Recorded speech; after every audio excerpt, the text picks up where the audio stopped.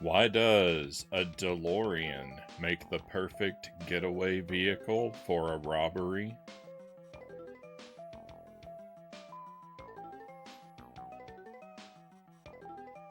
Because they're made of stainless steel.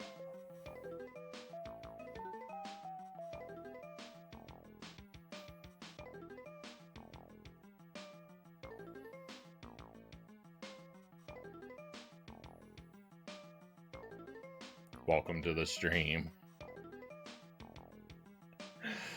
Happy Wednesday, my friends, and welcome to Mario's Time Machine. I needed a break from Legacy of War. I do want to beat it, but I didn't want to risk playing it 3 nights in a row. I didn't want to risk playing it 3 nights in a row, so I thought we would play this instead, because we are celebrating Contra and Shakespeare, and I thought, well, if we're not going to play Contra, why don't we play something connected to Shakespeare? And I actually don't know if this is, but I thought it had the best chance of being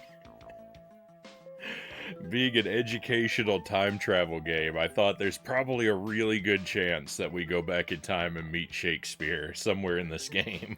So I didn't want to look it up.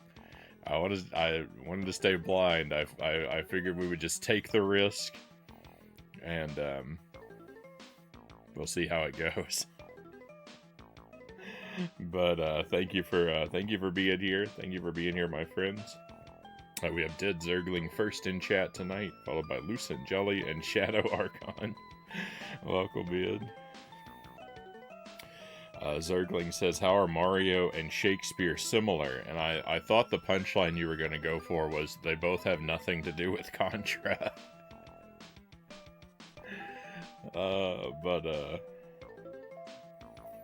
Zergling says, they both take great delight in the suffering of others, whether it be writing tragedies or stomping on turtles. I would say that's a accurate punchline, but maybe not the most punchy wording.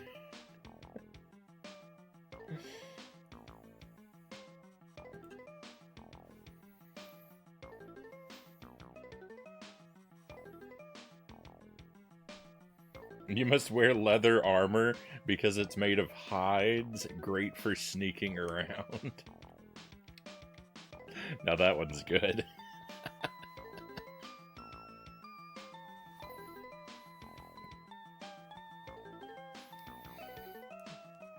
Alright, so I haven't really played this before. I did actually rent this when I was a kid.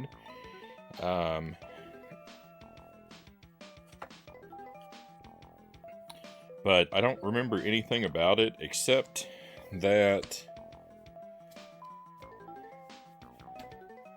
I know a portion of it, at least, has to do with Sir Isaac Newton.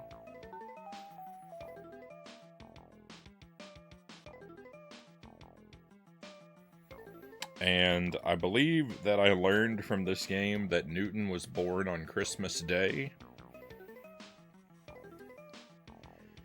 And that is pretty much the extent of my memory of this one.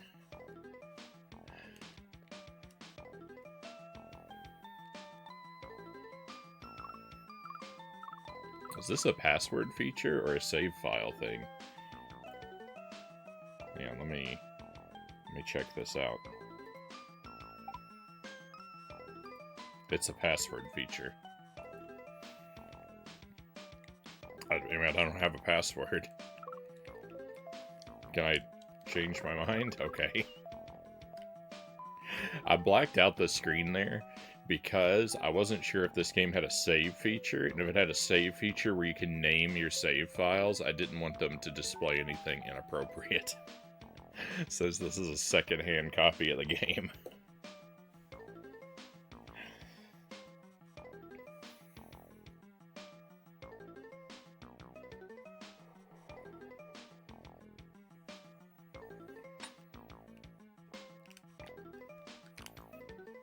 Alright, it's told us the story a whole bunch of times. I didn't read any of that.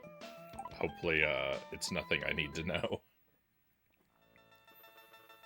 But we're gonna play this tonight, and we're gonna have our big Contra event tomorrow night. Potentially featuring, Legacy of War. Ideally not, but, so Apple... I have no idea what this thing is. This is a book. So this could be connected to Shakespeare? Or any other writer in all of history?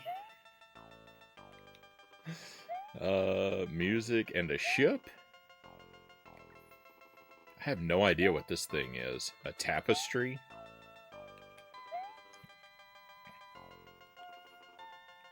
Alright, so we're gonna go with the one that...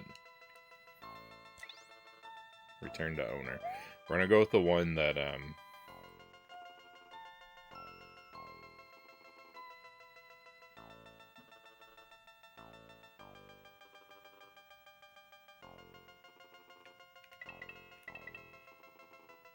This is connected to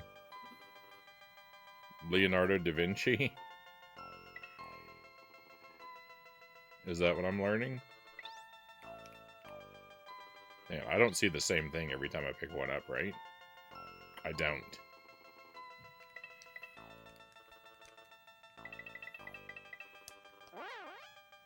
See, I remember that. I believe I learned that. I believe I learned that as a kid through brute force.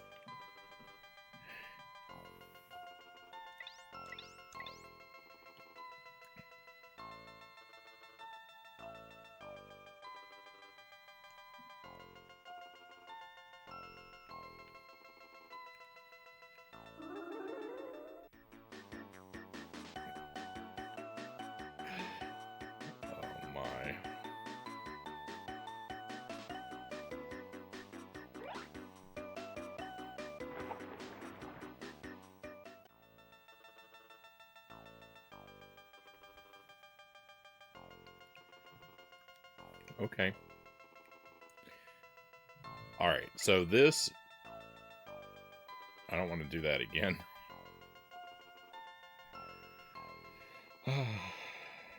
Is Newton.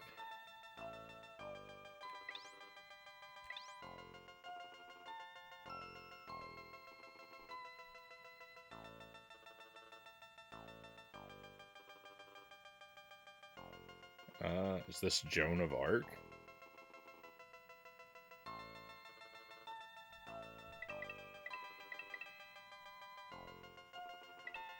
Yeah.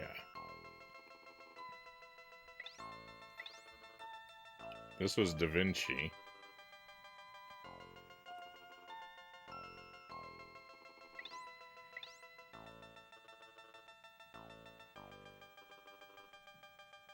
Beethoven.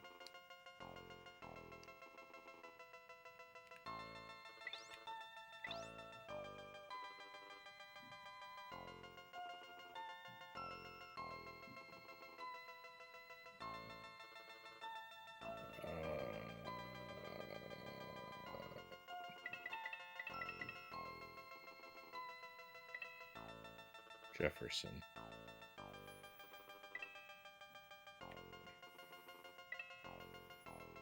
What?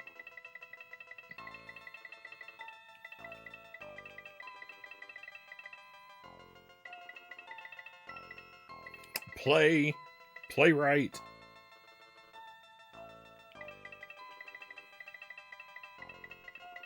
Tragedies. Hey, these are promising.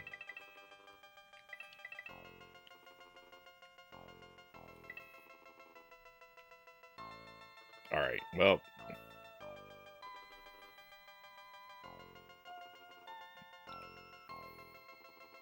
we'll just work from right to left. I think so.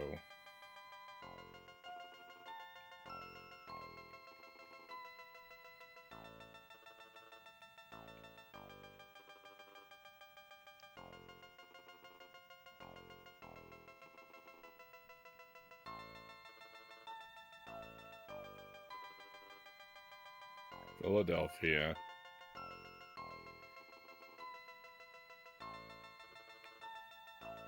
$17.76.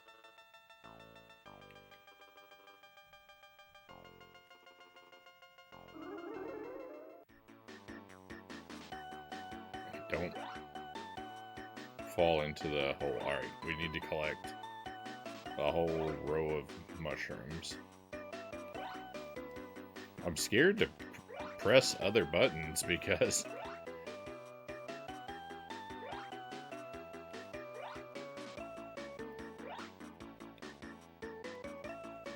I missed it.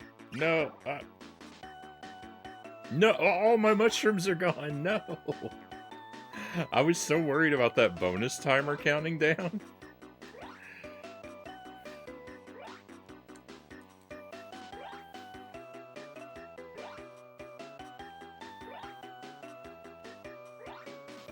This reminds me of Super Star Wars. There's land speeder levels.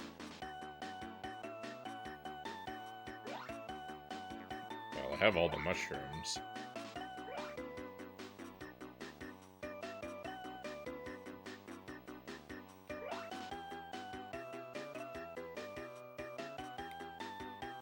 Can we turn all the way around? We can, but I've completely lost my bearings going here.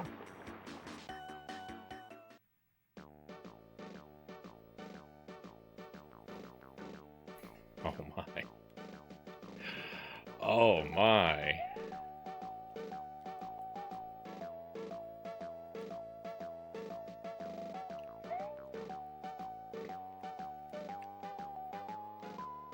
What?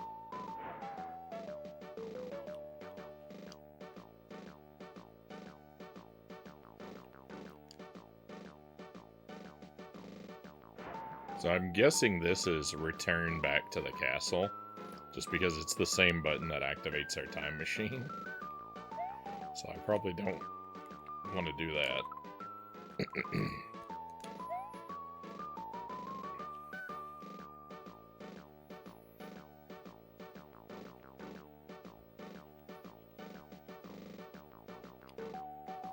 Gazette.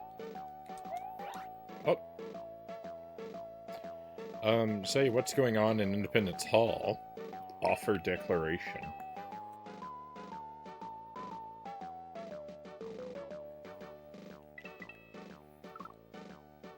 Where are your ears, young man? Have you heard nothing? We're breaking away from Great Britain. I have to get over to the hall myself. Wait, don't I know you? My name's Mario. I don't believe I've had the pleasure, Mario. I'm Ben Franklin, publisher, scientist, occasional inventor. Please have one of my newspapers. You'll find it worthwhile reading. Ben Franklin, you're a founding father. I am, actually. I'm a Pennsylvania representative to the Continental Congress.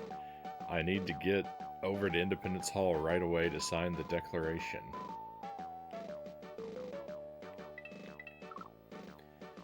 Can you tell me about it? I'd be most happy to. My dear friend, I need to find my glasses. I don't mean to brag, but I invented bifocals, you know.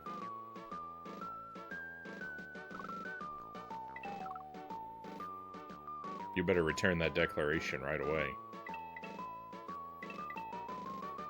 Hey, scheming miner, welcome in.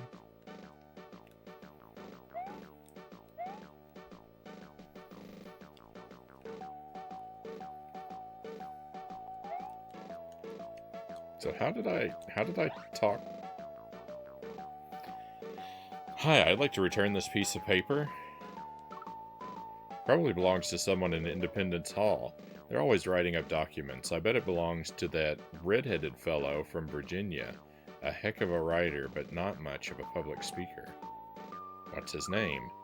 Tom something. He wrote that summary view of the rights of British America. I bet I could remember his name if I had a copy of that pamphlet. You better keep that. It looks mighty important.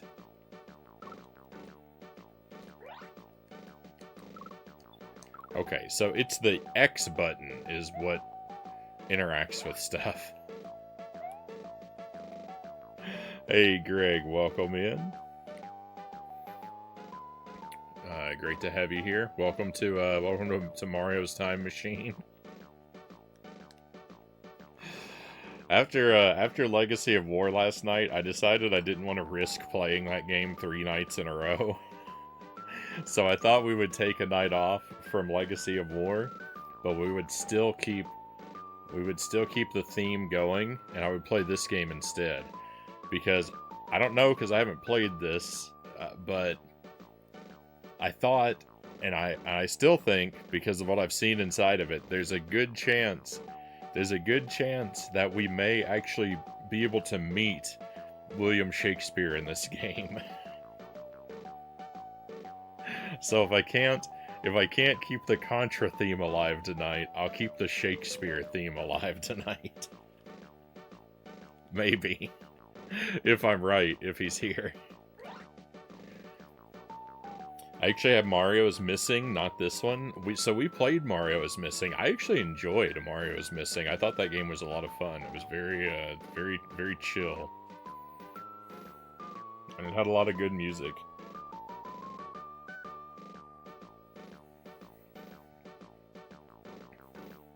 Never played this game, Greg says. I did rent this as a kid. I rented it. It didn't come with a manual. I couldn't figure out how to do anything.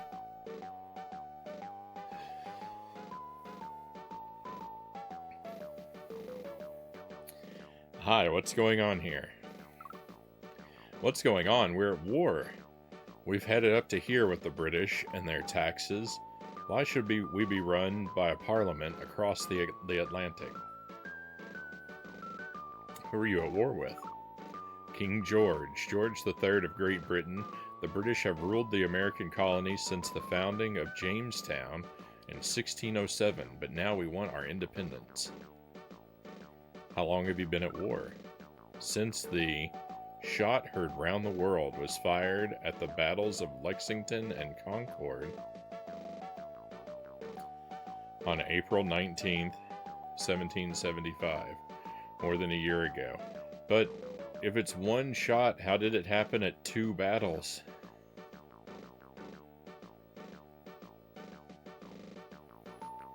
Wow, what caused all this? Taxation and tyranny. If you want to know more, take this copy of Thomas Jefferson's pamphlet, A Summary View of the Rights of British America. It's all in there. Who are those men in Independence Hall? That's the Continental Congress, representatives of the colonies. How 13 individual colonies can stand up against a power like Britain, I don't know. Have you seen today's paper?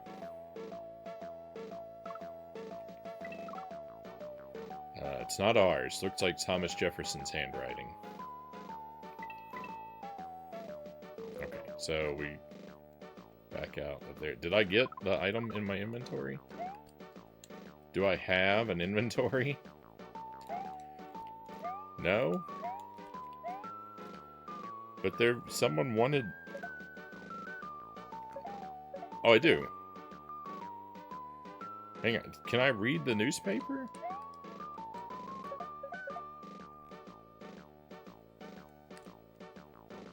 No, please.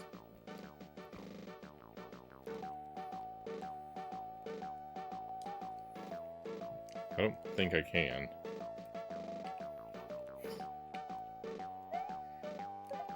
Alright.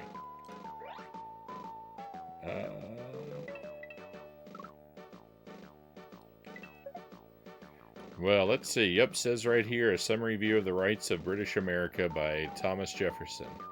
TH... Oh, he actually said TH. TH is short for Thomas.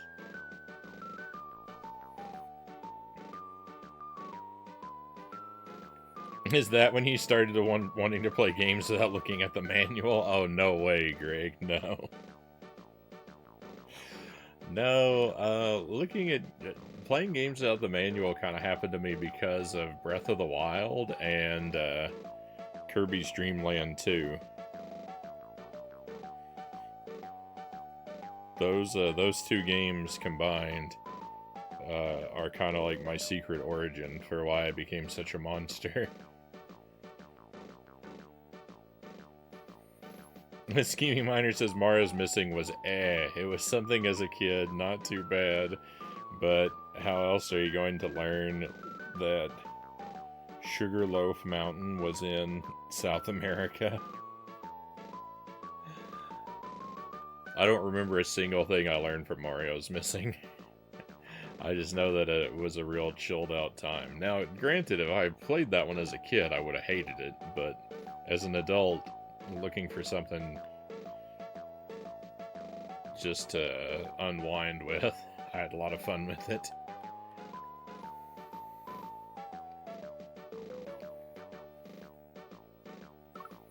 What's it say? It seems to say that American colonial ties with Great Britain are voluntary, pretty revolutionary, but then I heard Mr. Jefferson say a little rebellion now and again is a good thing. What else can you tell me about Thomas Jefferson? He built that interesting house over there in Virginia, Monticello, I believe they call it. He loves to farm, they say. I also hear he's on a committee doing some writing for the Congress. Who else is on the committee? If they're smart, they'll let a writer like Jefferson work alone, but John Adams and Ben Franklin are on the committee. Speaking of Ben, he left his glasses here again. Can you take them to him? Do you know anything else? Well, he owns some slaves, but he keeps trying to make slavery illegal. It's pretty confusing, really. As far as I'm concerned, I wish he'd practice what he preaches.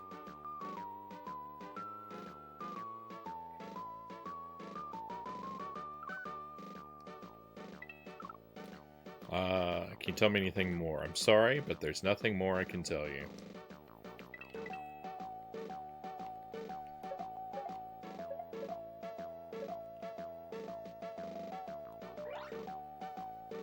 Alright, glasses back. My bifocal glasses. Thank you, Mr. Mario. I never signed anything before reading it, you know. Even when it's written by someone with the intellectual powers of Thomas Jefferson. Thomas Jefferson, did he write the Constitution? No, he's writing the Declaration of Independence. We don't even have a Constitution yet. I have a funny feeling people are going to mix those two up one day.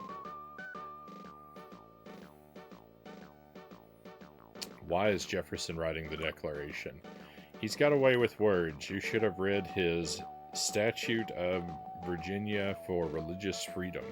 Truly inspired. He wrote that as a lawmaker in the Virginia House of Burgesses. I don't know that word. What else can you tell me?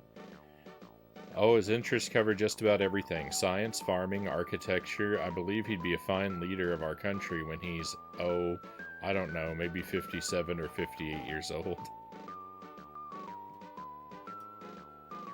Gosh, I wonder if he'll know what this is. Good heavens, sir, do you realize that you hold the Declaration of Independence? I beg you, take it to Jefferson so that we may pledge our lives, fortunes, and sacred honor to our new country. I'm sorry, but there's nothing more I can tell you. Okay,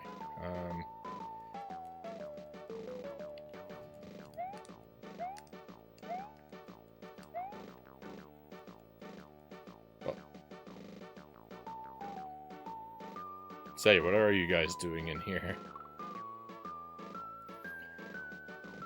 Please, not now, sir. We're about to sign a very important document, but we seem to have misplaced it.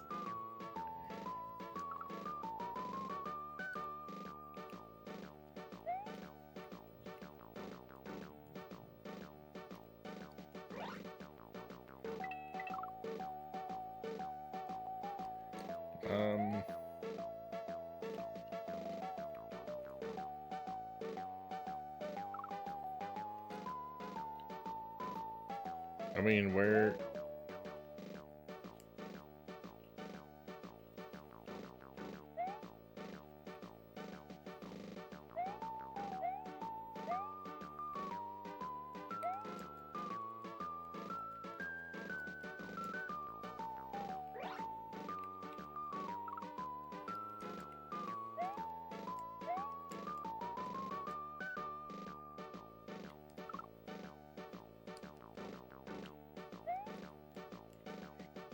I don't seem to be able to go anywhere else. Do I have to do the homework now? Is that it? No, not this. No, not this.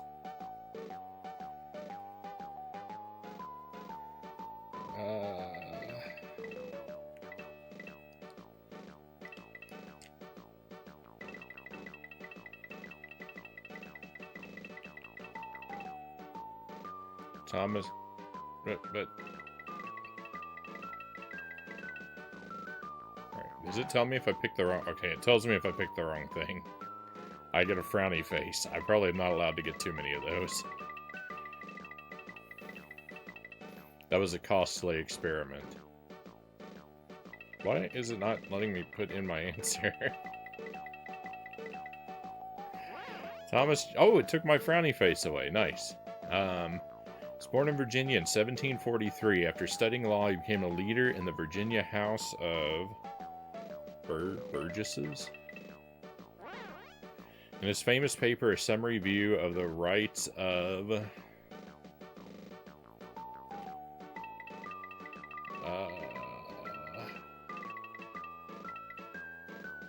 America, the rights of what? British America. He insisted that colonial ties with England were voluntary.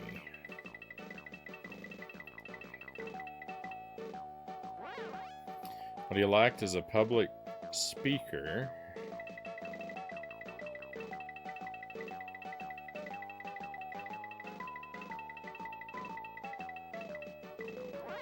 was certainly made up for by his powerful writing. For this reason, Jefferson was chosen to write the Declaration of Independence. The document that gave birth to the United States on July 4th, 1776. I mean, I just pulled that from the top of the... I mean, if I didn't know it, I would just have to pull that from the top of the page, because no one said that anywhere. Heartbroken over the untimely passing of his young wife, Martha, in 1782, Jefferson never married again. In his political career, he served as the governor of Virginia, the first Secretary of State, the vice president, and the third... Well, Doubts asked me questions about the future?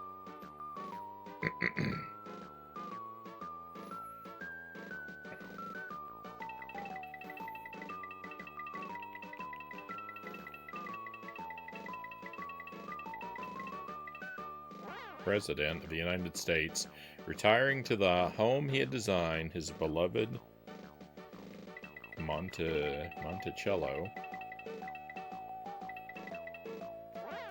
He later became the founder of the University of Virginia. A scientist, architect, and statesman, Jefferson's personal library became the nucleus of the U.S. Library of Congress. So I'm guessing that's farmer? There's a lot of things that could be, right? Victory. What does that get me, though?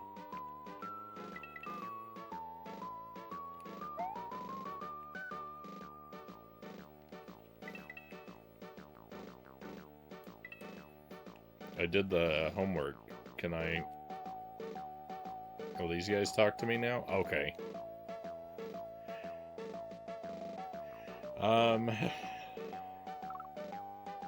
Okay, you guys need a Declaration of Independence? Oh, thank goodness, gentlemen. This diminutive plumber has found our declaration. Now we can sign.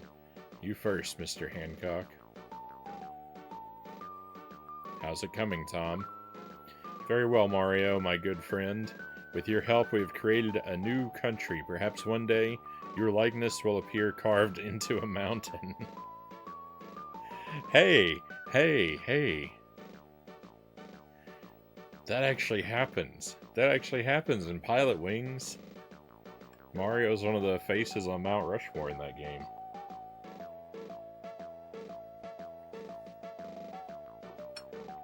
Up until the canon minigame, at least.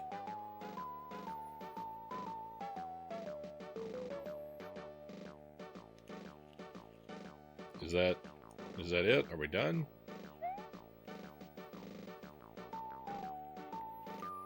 My inventory's wiped.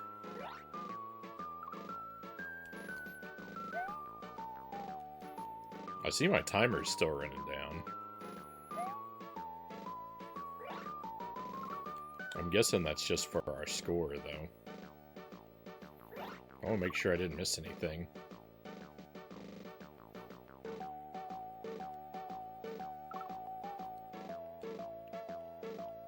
Oh, was I supposed to give them the paper?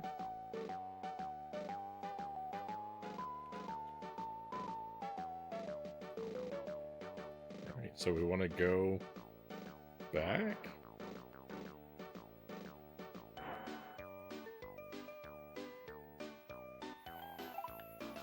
Hey, Chozo, welcome in.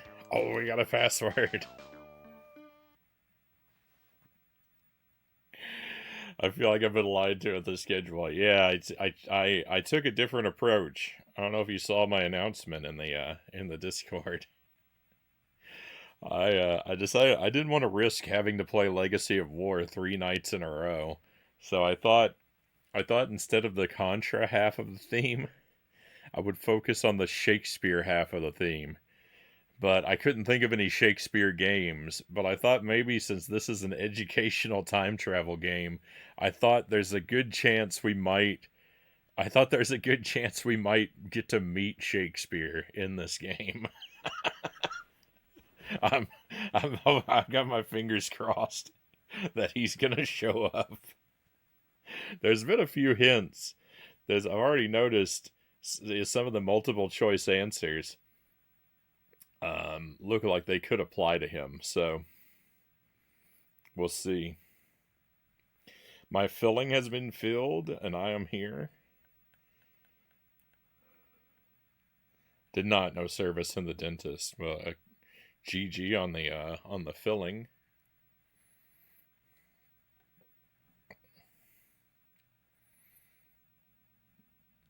All right, I think I should be able to find that password again. I'm not gonna write them down. I'm just gonna let the video contain them. I'll scrub through the VOD if there's an emergency. Alright, so check the homework first. Vienna, 1824.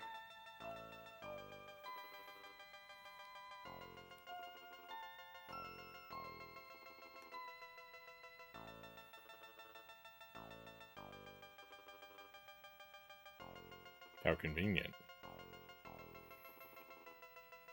It was the next city on the thing.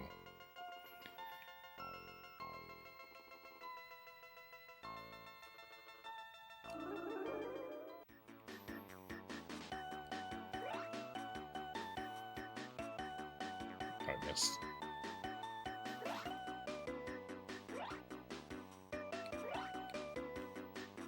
I like the music in this game.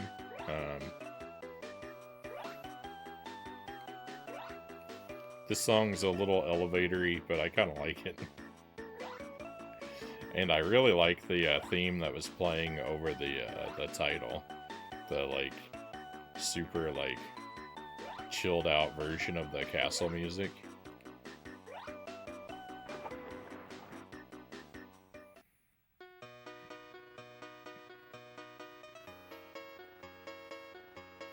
Oh yeah, Legacy of War is a nightmare. I do hope to complete it, but I just didn't want to do it 3 nights in a row. Not that it's guaranteed to happen tomorrow, but, you know, the way my luck usually runs, it'll probably happen tomorrow. Good day, is Beethoven here? Oh, I thought we were looking for Mozart.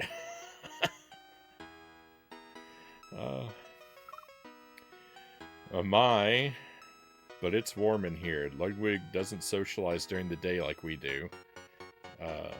Herr Mario. He's becoming more and more of a recluse. He's either in his room, at the Swan Inn, or at Symphony Hall. Is Ludwig a good party guest? It's so hot, I swear the fire was roaring. Actually, Lewis is a moody man and often very rude. But we forgive him. Is Lewis short for Ludwig? They have the same amount of syllables. Is that a typo? But we forgive him, of course, because he's a divine angel when he plays the piano. Who is Lewis? Ludwig means Lewis in German. I really must go outside. I'm burning up. Perhaps we'll continue this chat later. No thanks, I can barely make out Ludwig's script. It's funny when the game answers a question that I have organically like that. Complete history book. So what's all the excitement about? What's that? I don't hear so well. Write it on a card. Oh, they're about to give the premiere performance of my 9th Symphony, but they seem unable to start. Go away. Okay. So there's where we go when our homework's done. Do you know Ludwig von Beethoven? Tune in, Mario. This is a music store in Vienna. Ever since I heard Beethoven's 3rd Symphony, I've been a big fan.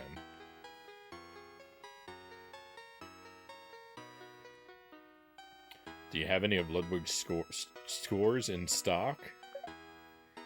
Oh, many symphonies. We also carry Opus 1. Is that 18 or 1B? I think it's 18. 6-string quartets, which we published in 1801. A bestseller for 23 years here. I give all music fans a fan with my store's name printed on it. How many CDs or works does he have? With his 9th Symphony in progress, I wouldn't be surprised if he'll publish 200 works by the end of next year. Hopefully, I'll still be open by then. Why would your store close next year? Unfortunately, Beethoven's last few works haven't been selling well. It's also difficult to keep up with the latest trends and new instruments in 1824. Think this new Beethoven score will sell? I can't see it too well. I lost my glasses, but everyone's losing their glasses. Doesn't matter the time or place. But I like this Ode to Joy portion. Then, I'm no critic. Do you like my novel concept of selling novelty items? Try back scratcher. What?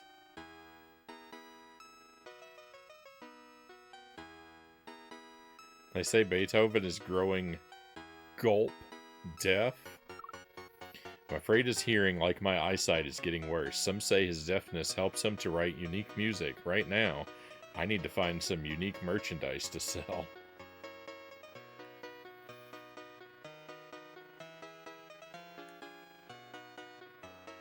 Ludwig's your favorite Koopa kid?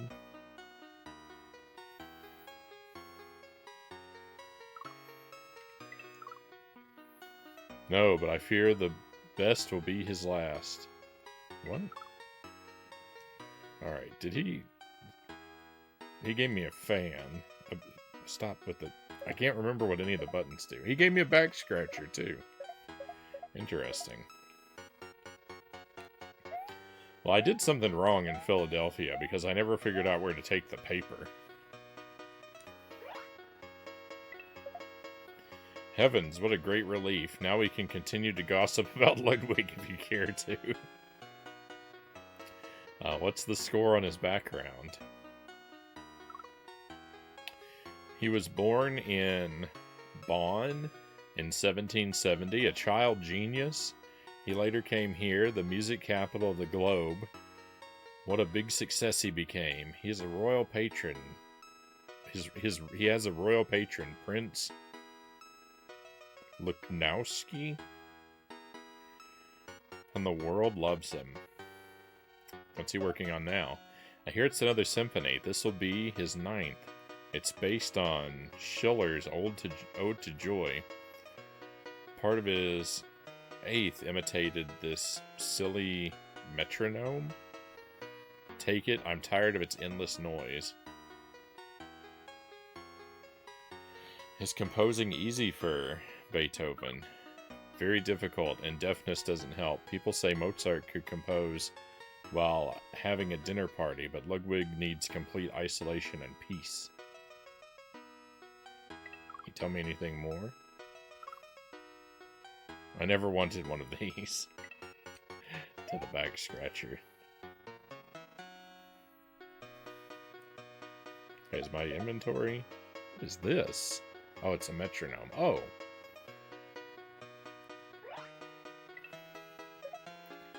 Doesn't that beat all?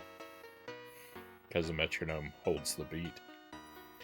All the shops have been trying to get hold of a metronome. You're too generous, Mario. Now I'm afraid I have an appointment at the eye doctor. Can you tell me more about Beethoven? It's nearly 2 o'clock. I'll never make my appointment on time. I can hardly see my way there. Curse these eyes of mine. If only I had something to help me see.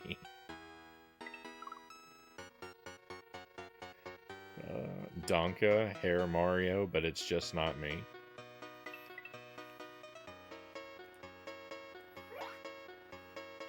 Hi, do you know who wrote this manuscript? It's musical, but then again, this is Vienna in 1824. We're up to our wigs of musicians. Mozart, Beethoven, Haydn? I don't know. All the big names are here. Has Ludwig ever stayed with you? Oh, in 1787, he stayed right here. He met Mozart, but then he had to go back to Germany. I'm itching to mark his room with a plaque to boost my status. Alright, so he was born in 1770. He stayed wherever this is in 1787. I don't know if he means the city or he means this hotel, which I don't know what it's named. Is he staying with you now?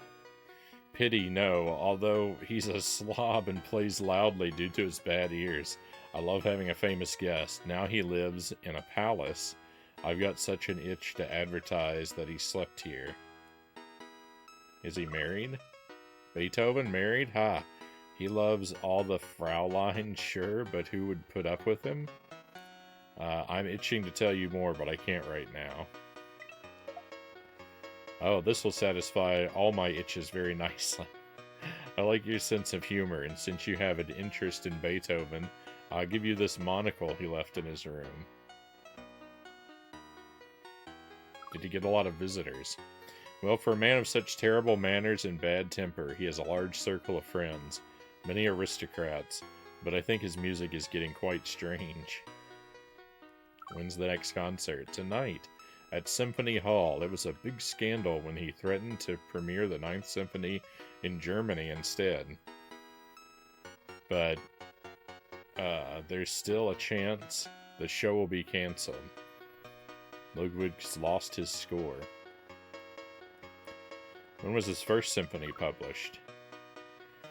I believe back in 1800.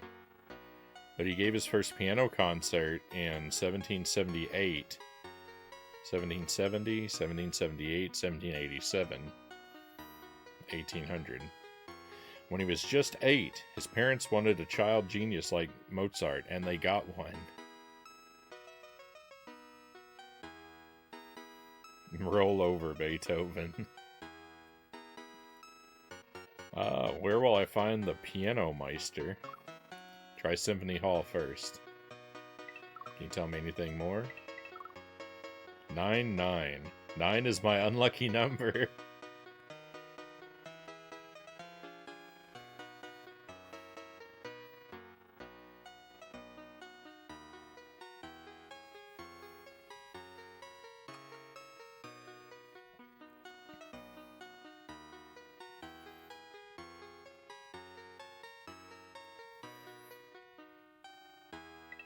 That makes me think of our friend Mazin.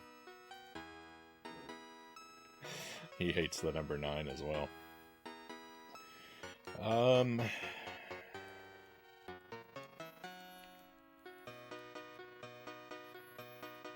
Turn in the glasses?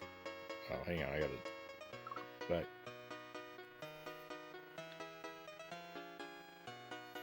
Please no. By glasses, I mean monocle. Why, that's just what I needed. Thanks, my friend. Now that I can see you, it's clear that you don't dress like most Austrians. What else can I do for you? What else can you tell me about Beethoven? They say he was only a boy when he met Mozart in 1787. All I know is that the final movement of the 5th Symphony is my favorite piece of music. Of course, I haven't heard his 9th Symphony yet. There's nothing more I can tell you. Alright, so I think we're ready to do our homework. Do I have anything else in my inventory? I do not.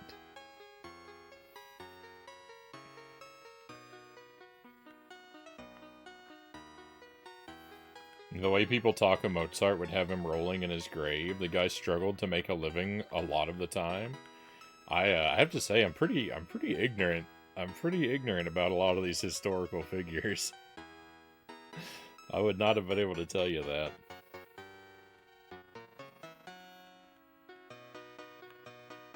The number 9 always makes me think of the final dungeon level in the original Zelda, Greg says.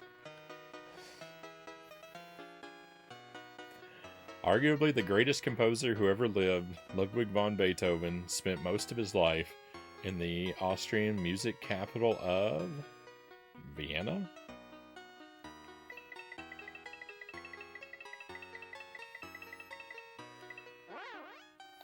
Born in 1770, Ludwig gave his first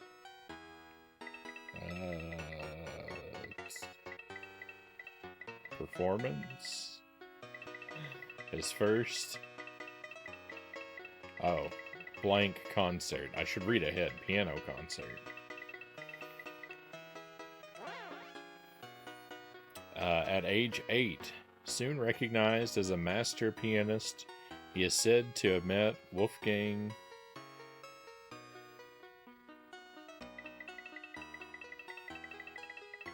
Mozart in 1787. His talents turned toward composing, however, when the ear problems he had suffered from for years worsened and he became totally deaf. It is perhaps because of this handicap that he became such an original composer.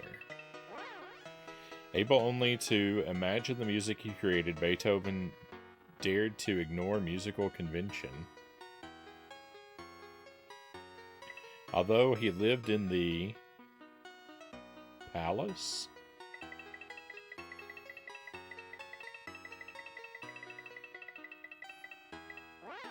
of his royal patron and was admired the world over, Beethoven was said to have had a bad temper, messy habits, and a mean tongue.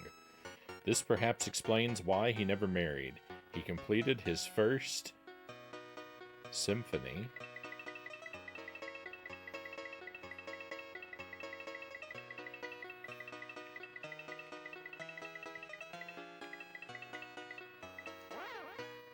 in 1800, beginning a cycle which reached its peak with the presentation of his masterpiece, the 9th Symphony, in current year.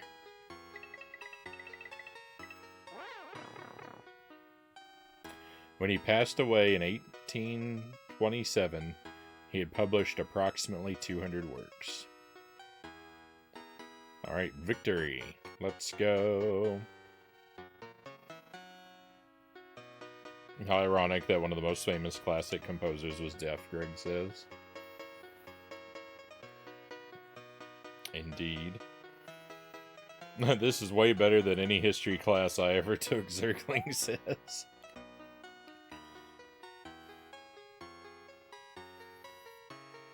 I'll probably retain about as much of it. Ludwig, is this your music? What's that? My ninth. Ah, Herr Mario. You finally evened up the score. I've been looking for that sheet music for days. Sit and listen as the orchestra plays. Evened up the score. I like your music a lot, Ludwig. Ah, well, you must be from the future. I have nothing but critics now. What do those fools know? I told them my works are not for you, but for a later age. It didn't even play like a sample of the ninth.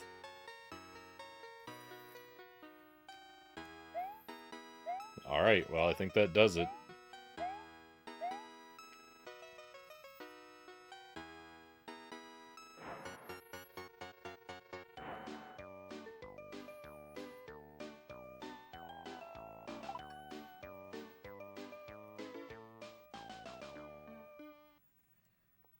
Perfect. We got a new password.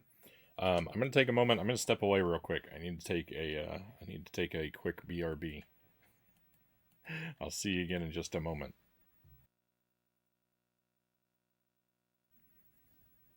I should have left some music playing. Welcome back, and thank you for standing by. I left the game audio on, and then it didn't occur to me that it wasn't gonna play any music because it's on the password screen. Sorry about that.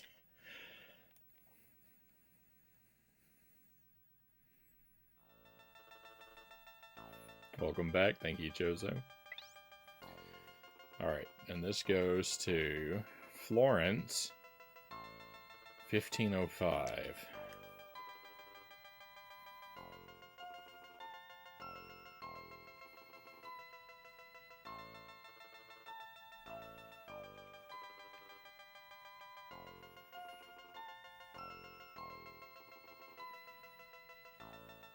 Took the long way around to the number 5 here.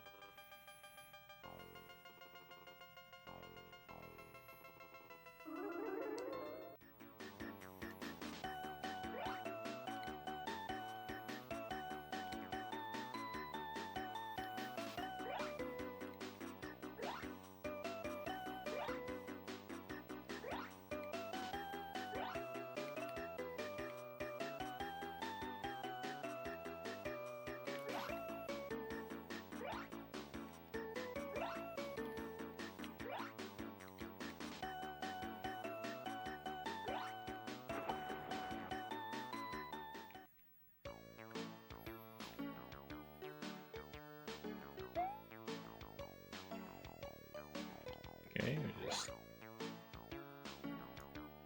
start on the left and move right, so I was going to say.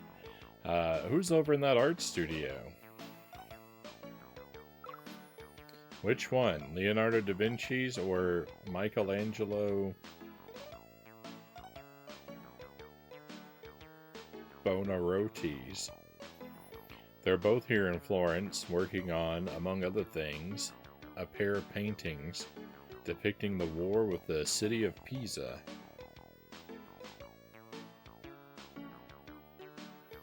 Tell me about this Leonardo da Vinci. He studied here in Florence as a boy, but he was born in the little village of Vinci. That's where he gets his name, Leonardo from Vinci, you see? But everyone just calls him Leonardo. And what about Michelangelo? He is the greatest sculptor of the age, and only 30 years old, but he's just a bambino compared to Leonardo. In fact, Leonardo will turn 53 next week on April 15th. So that was 8 days ago? Maybe he'd like this book for his birthday. Let's see it. These are very fine drawings, but I can't read the notes. Very strange. I believe it's all written backward. But I am just an old fresco painter. My eyes aren't so good anymore. Fresco. What's a fresco? Frescoes, the most beautiful art. They are created by painting on wet plaster. When it dries, the painting becomes part of what it was painted on. Leonardo experiments with them frequently. What are Leonardo's frescoes like? His most famous is his Last Supper in Milan. It's one of the greatest paintings of all time. Che Bella? Too bad, really? What's too bad? Oh, it's a tragedy. Such a beautiful painting, and now it's flaking off the wall. That new plaster he was testing failed. Well, that's Leonardo for you, always experimenting. What else does he do? What doesn't he do? He's a musician, an architect, and don't tell Michelangelo, but he's a sculptor too. I always love to hear about Leonardo's new ideas. Have you seen any?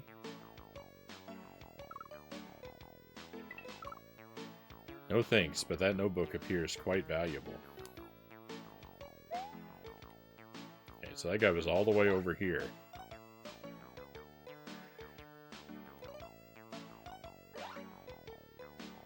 Hi, I'm trying to return this notebook.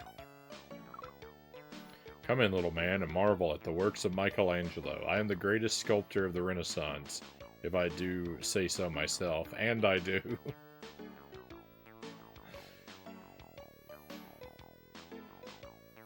What's the Renaissance? Wake up. For the last 1,000 years, Europe's been artistically and intellectually asleep. Now our civilization is having a rebirth, a renaissance. So, who's the greatest artist around? You dare ask? There are none to compare with me. That is, well, except maybe Leonardo. But he wastes his time with invention, science, and engineering. Really? Leonardo sounds impressive. Bah, he's so preoccupied that he creates few works of art. But those few, enough of him. I created La Pieta. I created the giant David of Florence. Now I need to test a new type of fresco.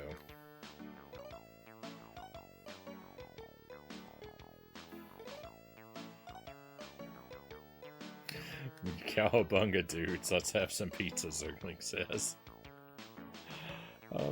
That's about as cultured as I am about Leonardo, Michelangelo, Donatello, and Raphael. I mean, I'm not that far off. We have a raid coming in, too. Baron Metz, welcome in. Thank you for the raid. Welcome, Raiders. We're playing Mario's Time Machine. Hope you've had a great stream. It's a double raid. We have Alex Man and crew coming in as well. Welcome in, Alex Man and Raiders. We gotta do some shout-outs for our friends. So we're having a bit of a laid-back night with Mario's Time Machine. I was getting brutalized by Contra Legacy of War and needed to take a break. So we're playing this one instead, and I'm really hoping that we're gonna get the chance to meet William Shakespeare somewhere in this game.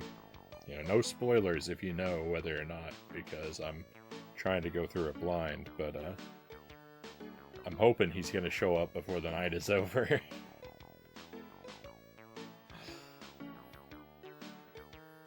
In the meantime, though, we're just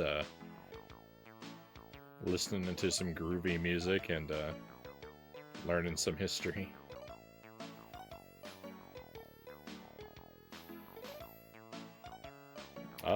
I'd like to know some more. No, go away. I need to find some plaster.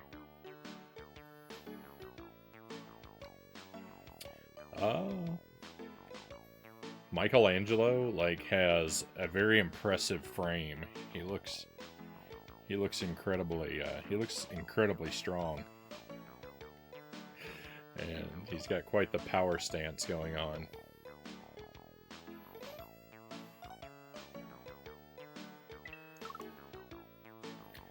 Grazie, but no. I try not to steal from the competition. Hey, Budafingers, welcome in. What crimes have you committed to deserve Mario's Time Machine? I guess if you do the crime, you do the time. Oh, that's good. Back to some monster hunting. Met says, hoping to get Rev and Wise to set up to play Wilds with me. Hope Mario's Time Machine is relaxing and fun for you. Yeah, I'm having a good time. Excuse me, I'm lost. Do you have a minute? No, not now. My book of notes has vanished and I can't concentrate on my painting of Lady Giocondo? It's a lot of words. It's a lot of words I struggle with in this game.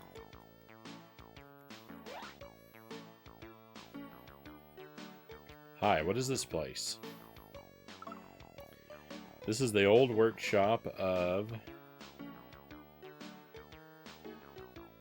Verrocchio, the master artist. One day, I hope to be a master like he was. Oh, that'd be Verrocchio, right? Like Pinocchio. That's that H means you don't make the English CH sound.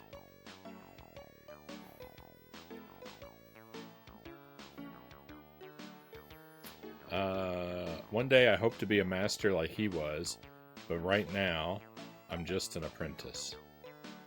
Verrocchio. Hey, EpiPen, welcome in. Hey, it's the original Jump King.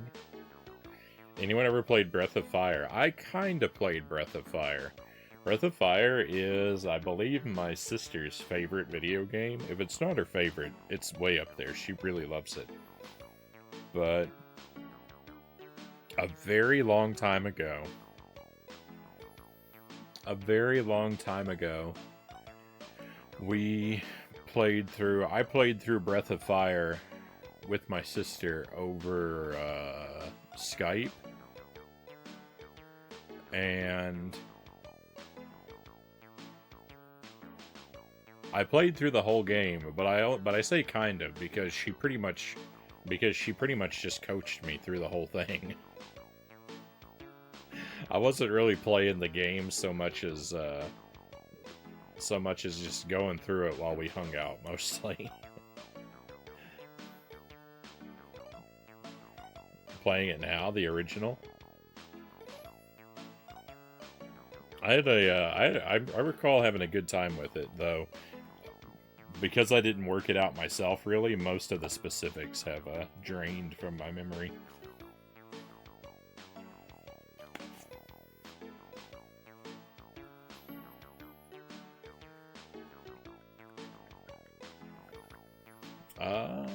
What's an apprentice do? I work for free in the master's shop and learn the skills of an artist.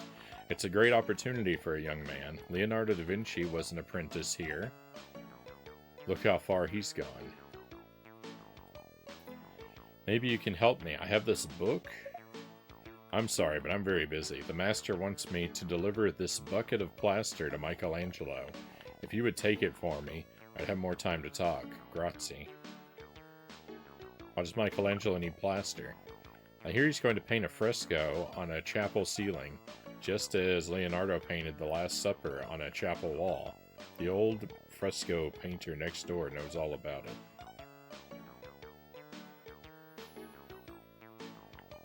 Do you know who owns this notebook? Let's see, the writing looks all backward. I'll bet whoever wrote this wanted to keep it a secret. I'd need a mirror to read it. Oh no, that is a wonderful book of drawings. It must belong to a master.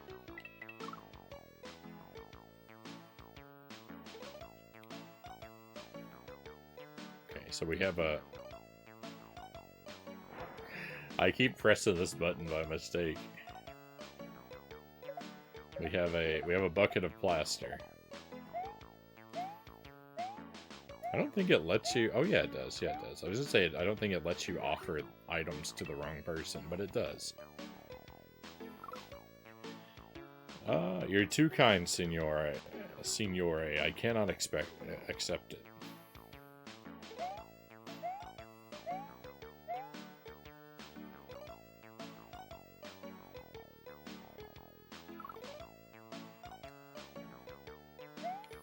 What, where did... Okay, there we go. Grazie. I've just been asked by Pope Julius II to paint an entire ceiling of frescoes in Rome's Sistine Chapel. Everyone knows I wish only to sculpt, but the Pope is a very important patron. What's a patron? A patron is someone with money who hires an artist to create a work of art. Without patrons, we'd all be starving. Do you know Lady Giocondo? Ah, Mona Lisa. Certo. I'm not sure. What a charming smile. She was here this morning, but she forgot her mirror when she left. Could you return it to her? Grazie. Can you tell me anything more? I'm sorry, but there's nothing more I can tell you.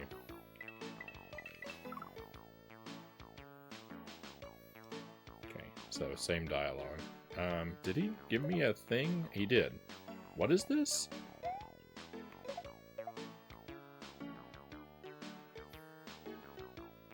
I wasn't paying attention, I guess.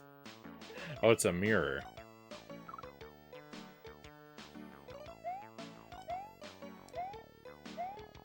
Oh, for reading the backward notebook. I should actually know more Italian. I was born in Italy. It's a shame. It's a shame that my knowledge of Italian is almost zero.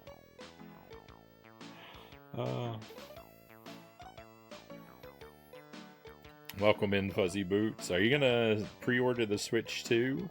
Do you think they'll sell out as quickly as consoles sometimes do? Yeah, I think they'll probably be really hard to get. I don't expect I'll pre-order one. I don't need to be an early adopter.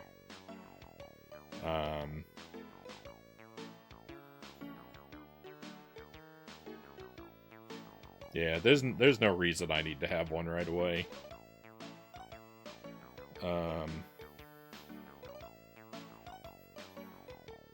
So I'll probably hold off until they're fairly common. But yeah, I imagine at the beginning that people are going to rush to buy them out of stock everywhere so they can scalp them.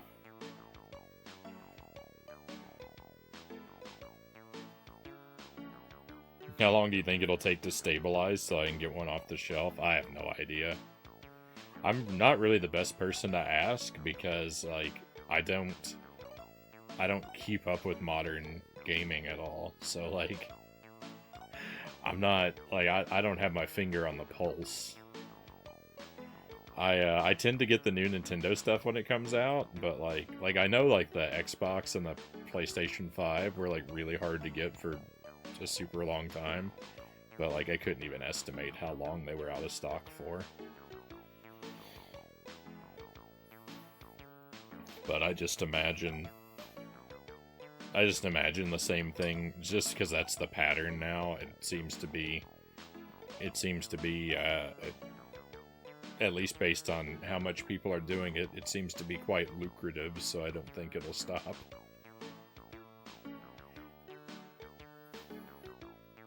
That people will keep buying them all out to sell at double and triple the price.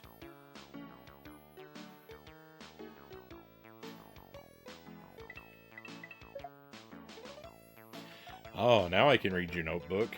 It's full of marvelous descriptions of flying machines, underwater boats, and mechanisms of war, which I'd say are at least 500 years ahead of their time. Who could have created such a wonderful notebook? You know, I saw a drawing like this in here the other day. See? It's a picture of a flying machine. Please take it. Who left this drawing here? It was, I can't remember. Perhaps if I could see one more example of this artist's remarkable skill, I could remember who created these drawings.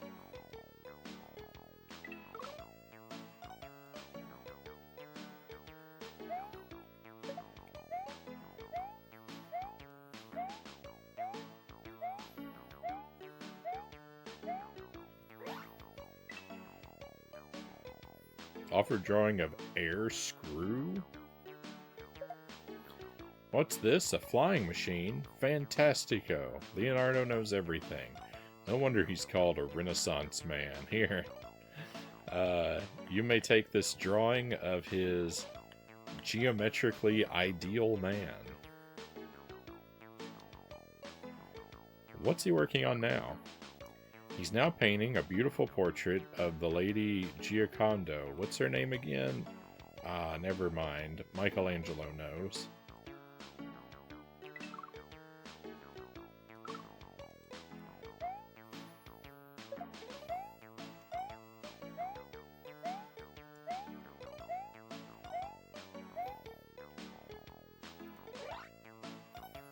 The only Switch 2 thing that I've seen that's coming out that I'm, like, really actively interested in is that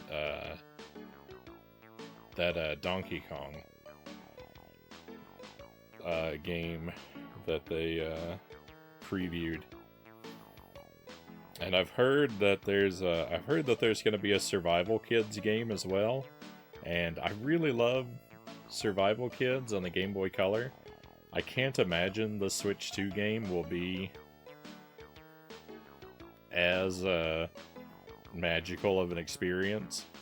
I imagine it'll be too handholdy and straightforward to really capture the elements that I like about the Game Boy game, but I'd be willing to give it a chance because of the goodwill the Game Boy game has built up for me. It's starting to come back to me. This is the work of a scientist, inventor, engineer, and master artist. Someone who frequently asks us to produce models of his drawings. I've got it. Who? Who is it? Leonardo da Vinci. He must have misplaced his precious notebooks. Signor Mario, these must be returned immediately. Leonardo can't work without them.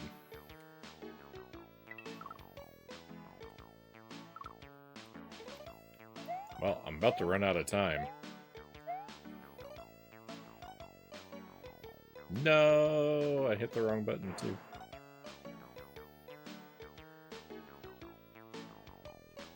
Okay. Well, that's just for points, right? So I don't really care about the points.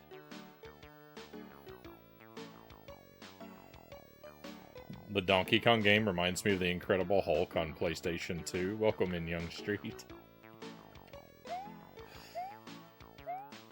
I think I have an Incredible Hulk game on the PlayStation 2. Maybe I should play that to tide me over. Alright, let's see if I've learned anything. One of the most versatile geniuses in history, Leonardo da Vinci took his name from the village of blank, where he was born on April 15th. It's weird that it made me remember the village, since that's in his name. Instead of remembering, oh, it does ask me to it does want me to know the year.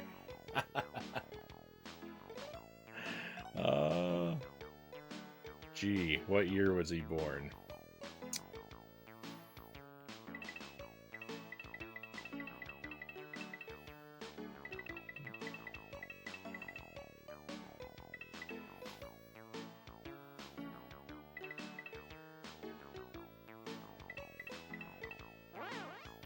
I got it. I got it.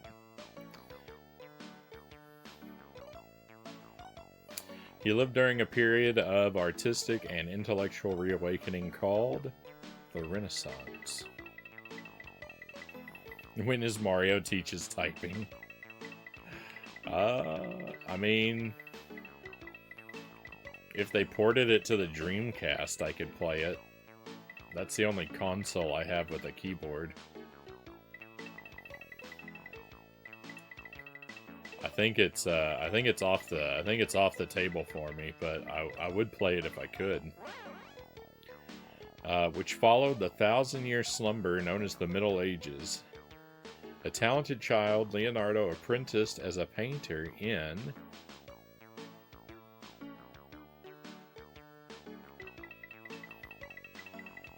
Florence.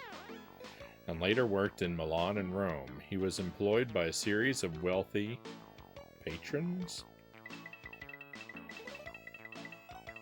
and his interest extended far beyond painting.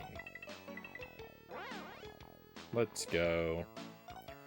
Leonardo was also a sculptor, engineer, musician, scientist, and inventor.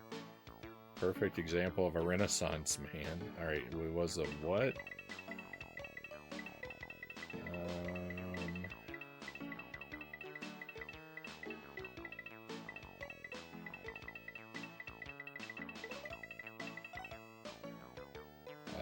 Sculptor, engineer, musician.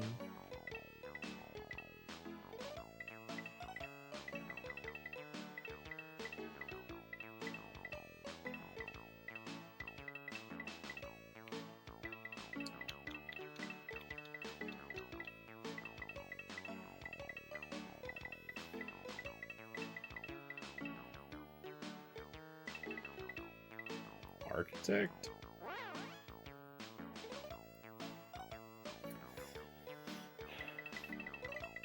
Renaissance has filled in 2 blanks.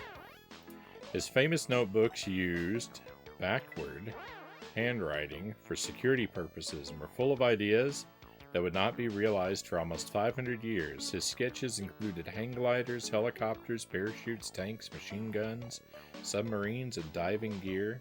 Leonardo's fresco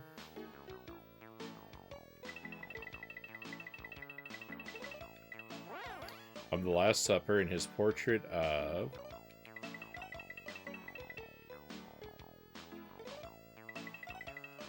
Mona Lisa, also known as La Gioconda, rank among the most famous pictures ever painted.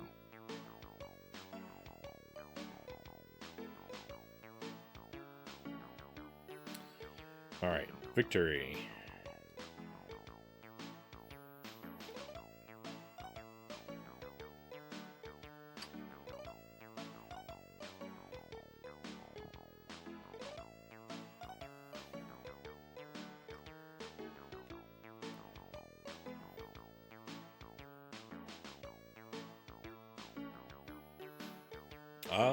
Mr. Da Vinci, I found your notebooks. Oh, grazie, Mario. Now I can finish this portrait of Mona Lisa. I should have known I could count on a fellow Italian. Call me Leo. No offense, but shouldn't Mona Lisa be smiling? She is smiling, see? A subtle, enigmatic smile. People will wonder what the smile means for centuries, and that is exactly what I want them to do. Mario, to behold my work and wonder.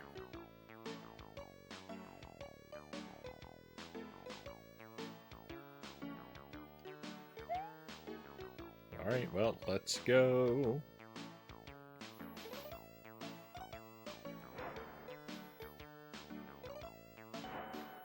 It's odd that it doesn't give you a more sure confirmation that you've finished in an area.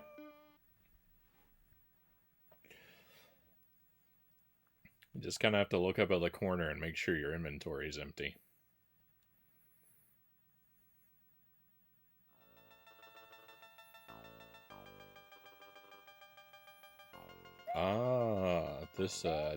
The things above this door are lighting up. Oh, also there's like statues of the Koopa kids in the background. A couple of them.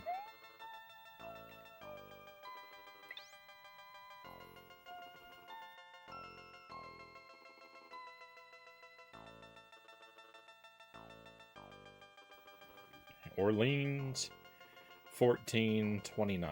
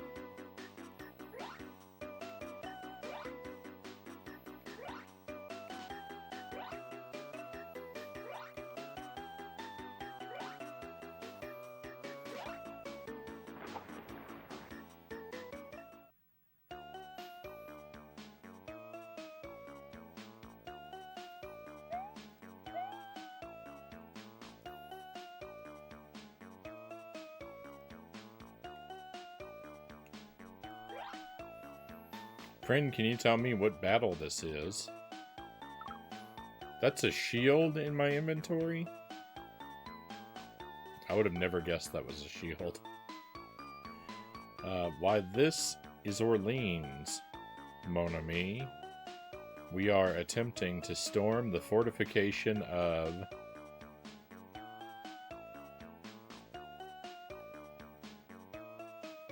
Torellis? I have no idea.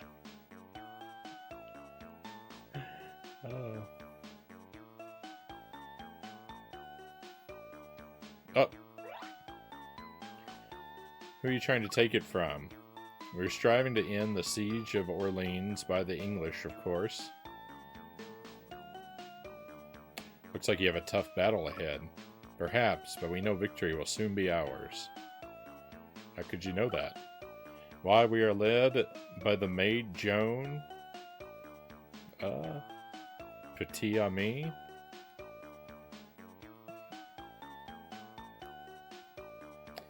With her leading us, we will not lose this fight. When we take Orleans, the Dolphin shall be crowned king and the English driven away. You want to crown a dolphin king? My thoughts exactly. Not a dolphin. The dolphin. So that must sound like the same word, or that doesn't make sense, right? That is what we call the heir to the throne. When he is crowned, he will become Charles VII, our leader, though many say Charles is led by Joan. She sounds pretty impressive. Ah, she's like an avenging angel, monsieur. The sight of her leading the troops inspires the men greatly. Do you know where I can find her? I would tell you more, but with all the fighting, I'm behind in my work. I need to fix the bit of the Duke of Alencon's horse. And I can't find it. Do you know where I can find her? Oh. That is Joan's shield. She may need it. Excuse me, sir. Are you in command here? I may command their swords, but Joan commands their hearts. Does Joan really go into battle? She rides at the head of the troops. You should see the men rally around her standard. So she's a warrior, eh? She has never taken part in the actual clash of arms, yet she knows much about the art of war. She's a natural leader of men and fearless when facing the enemy. Does Joan wear armor like a knight? They made for her a special suit of armor, much smaller than for a man, with no crests on it, and, of course, she carries the sword of St. Catherine. Is that a special sword? Ah, oui, a small miracle that Joan told the priest where to find it at St. Catherine de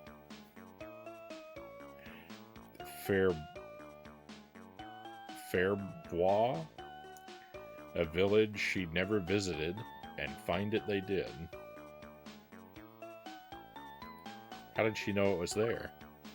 The voices told her. She says these things come to her through the voices of 3 saints. And just between you, me, and the tent flap, I believe her. She is very pious and filled with faith. It sounds as if you like Joan a lot. I've grown quite fond of her, like a sister. When I saw her struck by that arrow today, it pained me greatly. Yikes, you mean she was hit? Have no fear, mon ami. She was merely knocked to the ground. She arose quickly and pulled out the shaft herself. The men took her away from the battle to heal. I must get this shield to her. Can you help? As the Duke of Alencon, a note signed by me would give you safe passage around the camp to look for her, but alas, I have no quill to write with. But this belongs to Joan of Arc. You must return it to her.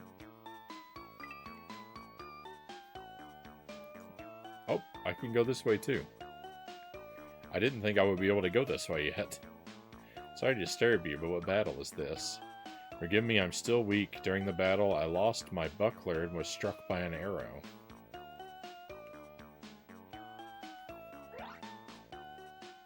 Pardon me, do you know what's going on?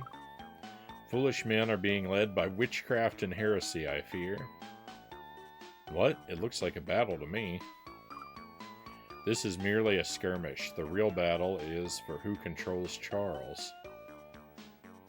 Is Charles the king?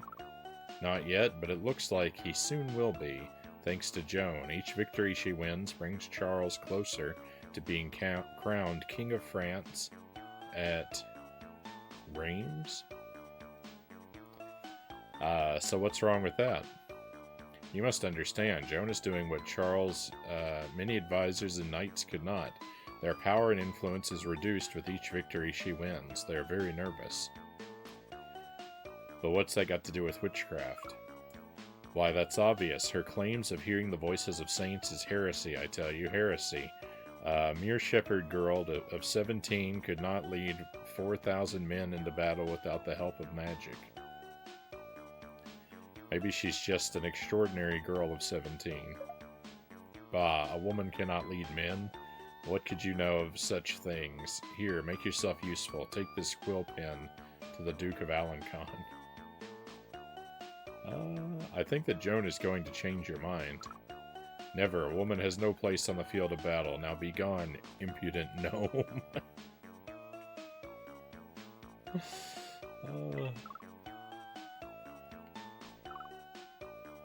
I have no desire to look upon it. Take it away.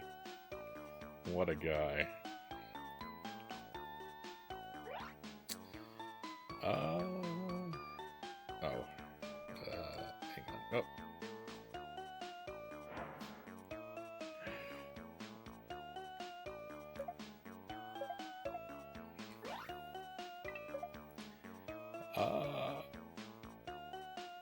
Marvelo, my quill from the scribe. You shall have your letter. Also, take this bit for my horse. Give it to the stable master. He will know the whereabouts of Joan's horse. Oh, thanks, Duke. You can count on Mario. Mercy, Count Mario. And is that bone chance to you?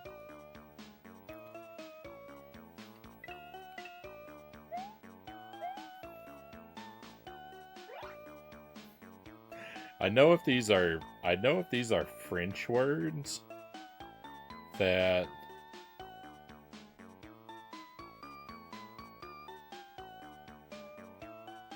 a lot of the letters are probably silent, but I don't know which ones and which words. So I'm sure I'm slaughtering pronunciations all over the place. Do you know where I could find her? Oh, I have to give him the thing.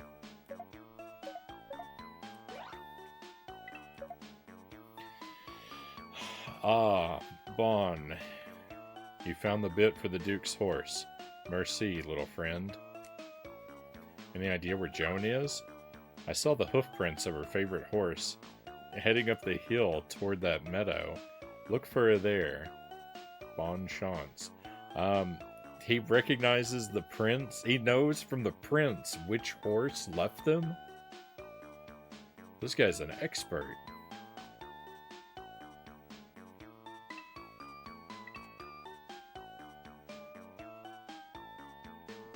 Is that it? That's all the information I'm going to get before I have to do my homework? Oh no. Alright, fingers crossed. I feel like I didn't learn much. The idea that a mere 17-year-old could inspire hardened soldiers to win battle after battle during France and England's 100 Years' War is amazing. That Joan of Arc was an illiterate 15th century farm girl makes it only more astounding. Driven to change her world by visions and voices of 3 saints, Joan led French troops against the English in an effort to expel them from her country, armed with the sword of Saint Catherine.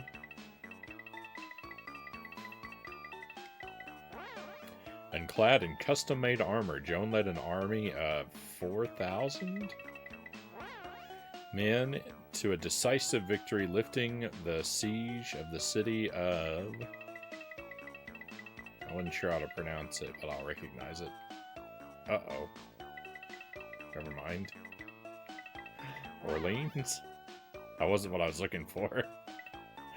Joan's soldiers routed the enemy repeatedly and eventually took back enough land to allow the Dauphin to be crowned King Charles VII of France in the Cathedral of Reims. Before the Maid of Orleans could complete her task, however, she fell into the hands of the English, tried and convicted of witchcraft?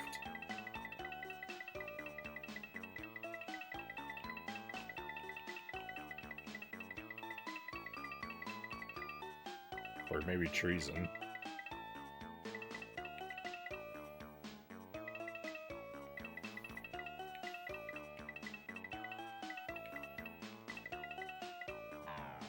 Oh, I was wrong.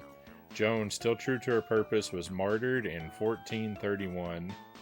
Later clear... Oh, heresy was the word that it would be. Later cleared of the charges, Joan of Arc was made a saint by the Catholic Church in 1920. Alright.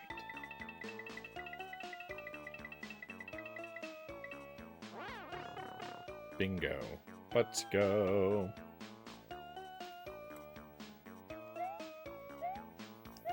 Alright, well, this was a very short trip.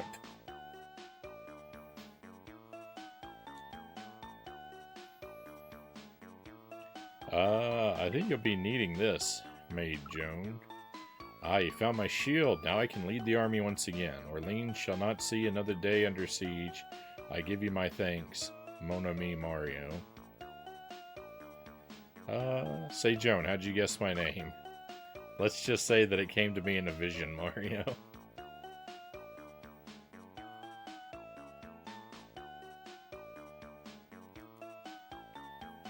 Alright, let's go. I'm actually leaving here.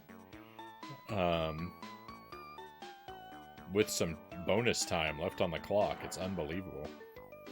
I prefer the Joan of Arc story, as it turns out, in Bill and Ted's Excellent Adventure, Zergling says. I've never actually seen Bill and Ted's Excellent Adventure. I've seen most of Bogus Journey, but I haven't seen the first one.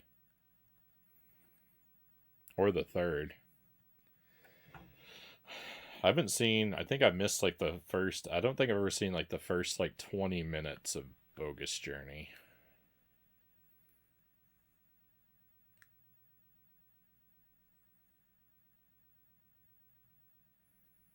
When I watched it, I came into it late. I'm not exactly sure how late, though.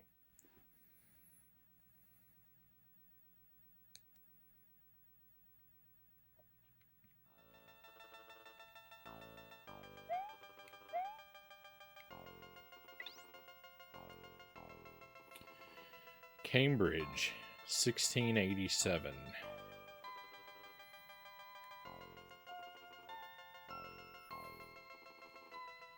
This will be the last one in this room. These are not in alphabetical order. Oh, maybe they are. No, they can't be. I was thinking maybe they're alphabetical the other direction, but even then, some of them would be off.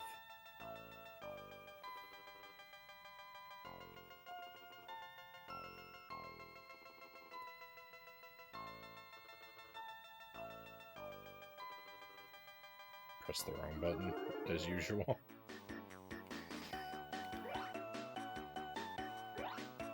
I don't know why it's so difficult for me to hit the correct things.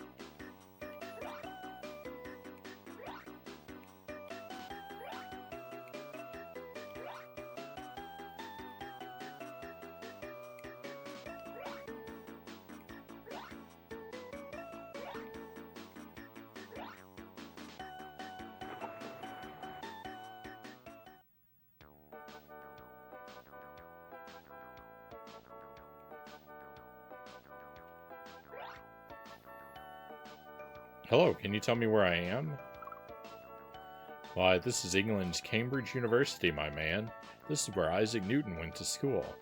He was a student of mine. What did Isaac Newton do here?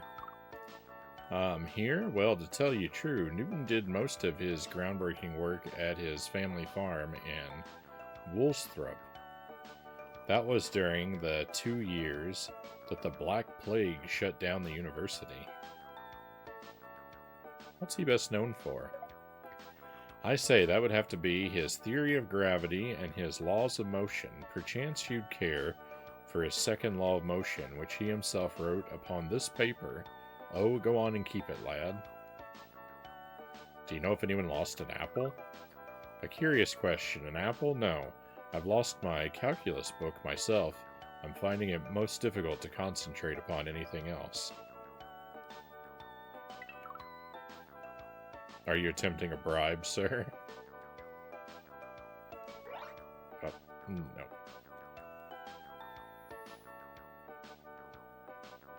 Hi, I'm trying to return this. Please, away with you, small person. I must publish a book of my discoveries, and I cannot recall the origin of my theory of gravity. What a dreadful birthday has befallen me this day.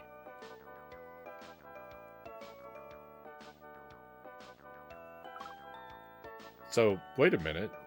Does that mean... Merry Christmas, everyone. It's his birthday today. Hey, can we talk to the doggo? No? Rude.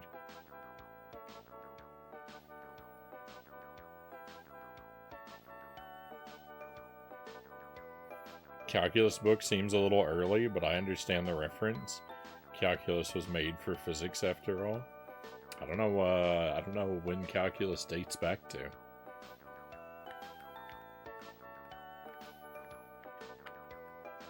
I know a lot of really complicated math is super ancient,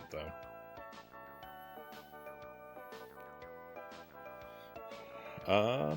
Excuse me, my name is Mario.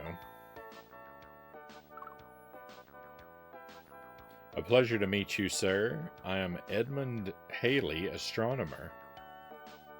Edmund Halley, like in Halley's Comet? You refer no doubt to the great comet of 1862. Using Isaac Newton's theory of gravitation and his laws of motion, I have predicted its return in about 76 years. Sounds like you owe a lot to Isaac Newton.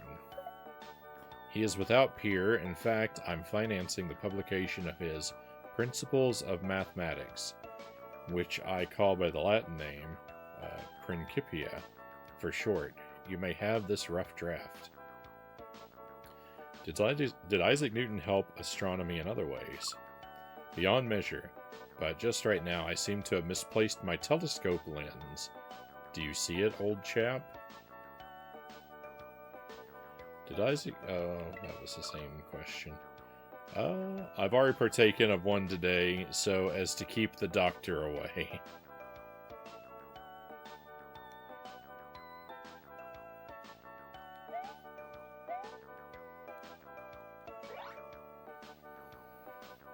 Hi, can you tell me where I am?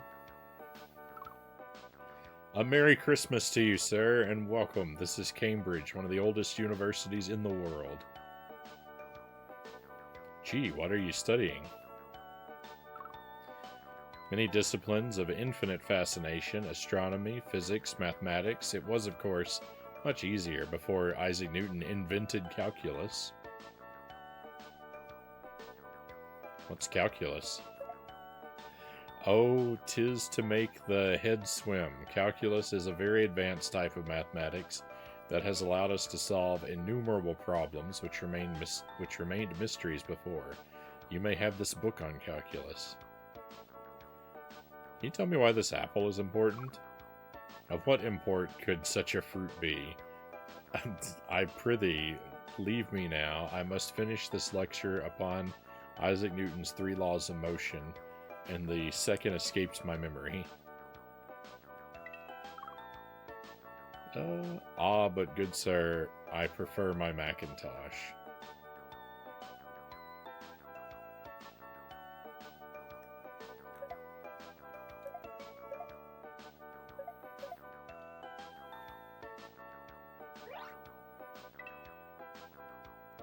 offer F equals ma. Strike me down. It's Newton's second law of motion. This is, perhaps, the most important law in physics. F equals ma. It means force equals mass times acceleration. What are the other laws of motion? The first is that a body either at rest or moving in a straight line remains that way unless acted upon by an outside force. Galileo was the first to realize that. What are the second and third laws of motion? The second is F equals ma, as I have said. The third states that for each action there is an equal and opposite reaction. What else can you tell me about Newton? As with most physicists, he made his most important discoveries in his 20s. He said that, at that time, his mind was remarkably fit for invention. I must confess, I am feeling the same way.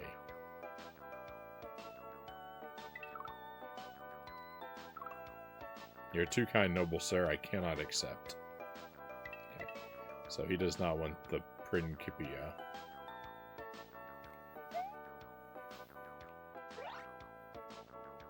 Hi, what's this place?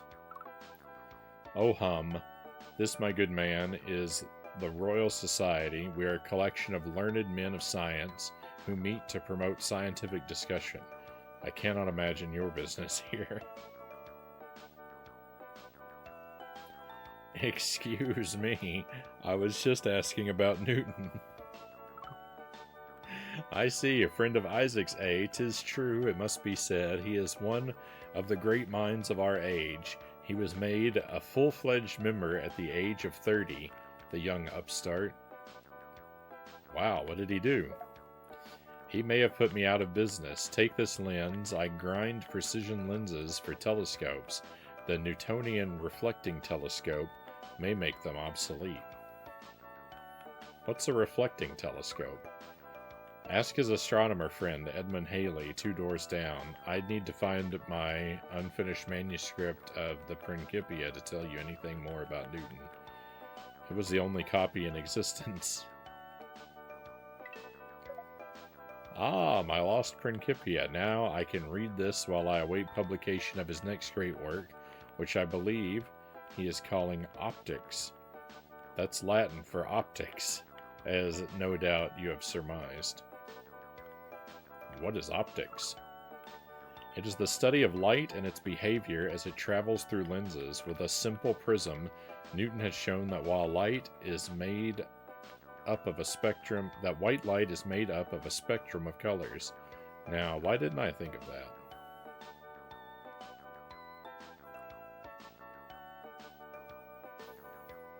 You know, if you had asked me who invented or discovered the prism/light spectrum, if you just asked me that question, I probably would have answered Roy G. Biv.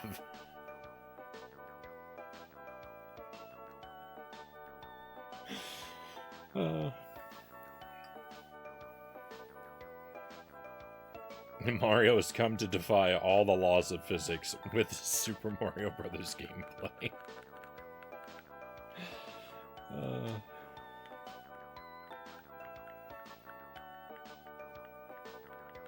How much of science has Newton influenced?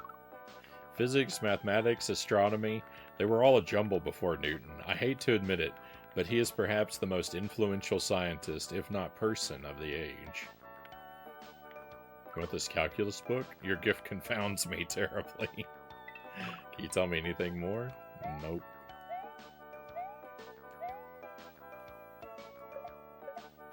Okay, this guy needs a lens. Ah, just the lens I need. One day, in big telescopes, we'll use Isaac Newton's discovery that a curved mirror works like a lens. Big metal mirrors don't distort as badly as big glass lenses. So Newton is important to astronomy? Immensely so. His theory of gravitation allows us to understand the orbits of the planets. Perhaps one day we shall send rockets to the moon, and all because of a common apple. An apple like this? Ah, yes. When, as a young man, Newton saw an apple fall, he realized that the same force kept the moon in orbit about the Earth. It was a true revelation. Oh, there's nothing more I can tell you. Okay, and he doesn't want that either.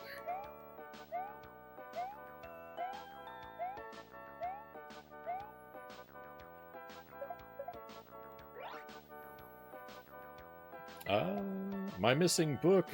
You have my eternal gratitude. Now I can ponder the confounding equations which Newton developed in his 20s. That is, if I didn't grasp them already, of course. What has Newton done lately? Many things. He's been writing the Principia and studying theology, history, and alchemy. They say one day he'll go to Parliament, or run the mint, or even be made a knight by the Queen.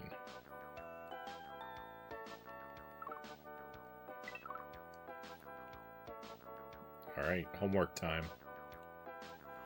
Born on Christmas Day, 1642. That's the only thing I learned. That's the only thing I learned from when I rented this game as a kid, and I've remembered it my whole life. Isaac Newton went on to become one of the world's greatest scientists. Newton was uninterested in school until he attended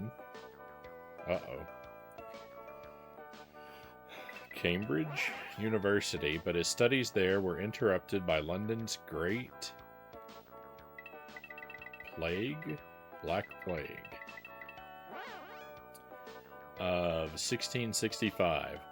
In 2 short years, back at his family farm in Woolsthorpe, Newton invented calculus, made major discoveries in optics, and formulated his famous theory of gravity after observing a falling apple. Gravitation. Newton's 3 laws of motion?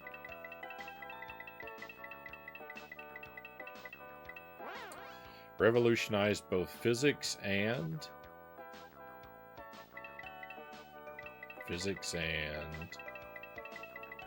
mathematics? Nope, that's not an option. Physics and science? I don't know. Physics and...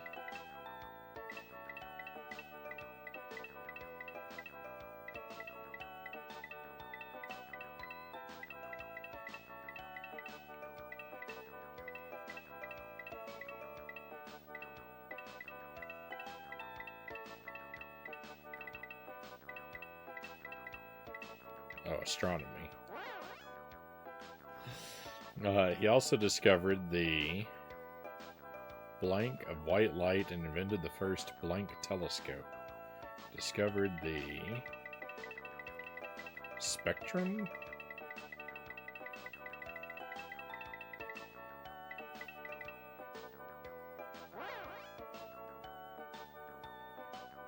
And mirror telescope? Metal telescope, maybe? Oh, I'm not going to find mirror down below. Oh, no, I was wrong. Alright, well, let me be more careful then. Oh, reflecting telescope. Although London's Royal Academy of Science made him a full-fledged member at the young age of 30, Newton actually waited many years before publishing his discoveries in 2 landmark books. The Principia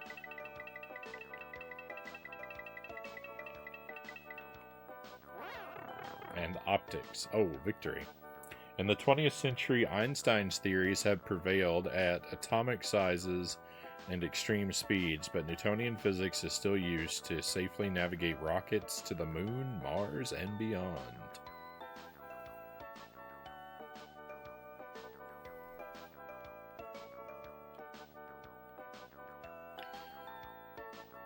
Homework complete. Mr. Newton, remember this apple? Good heavens, that's it. The apple falls for the same reason, but the moon orbits the Earth. It all comes back to me. Thank you, Mario. I can complete the Principia now. Need anything else, Isaac? Not now, Mario, but I dare say I'm baffled. I simply cannot seem to comprehend the physics of how you managed to jump so impressively.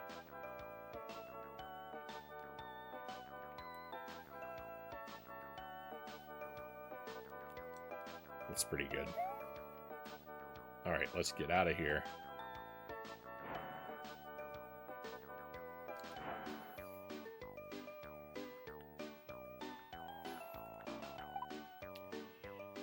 I don't enjoy how much reading I have to do for this game.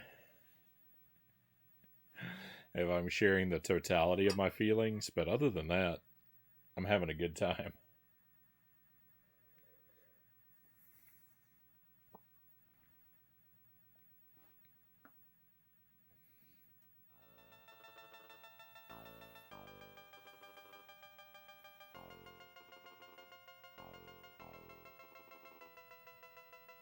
Yeah, we'll see. Oh. Who's up next? Uh-oh. None of these items look especially promising. Maybe this could be a book, but I don't understand what the image on the front is supposed to be. But let's pick up everything and see if we can figure out what it is. Calcutta. Gandhi?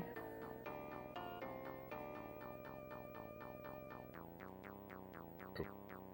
No, I'm not.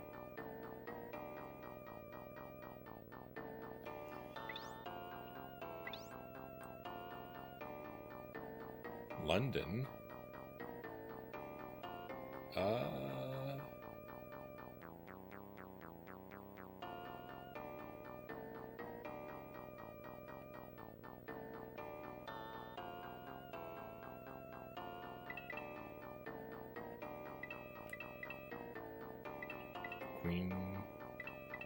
Queen Elizabeth, I guess?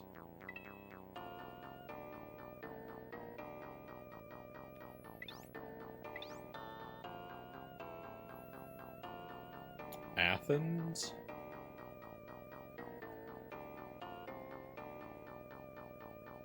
Plato?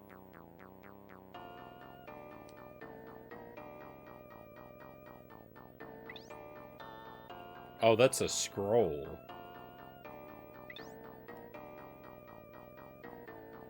Gobi Desert? Marco Polo?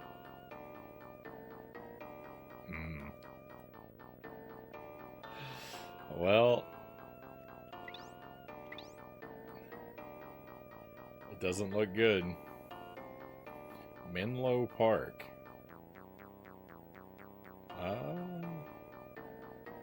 Is this, Edison?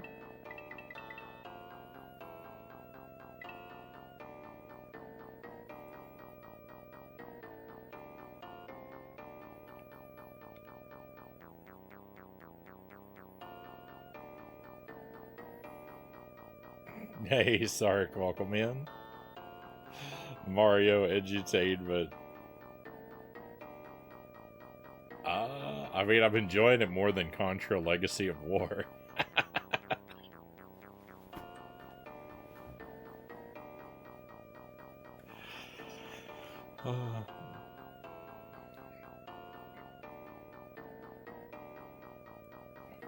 Menlo Park, 1879.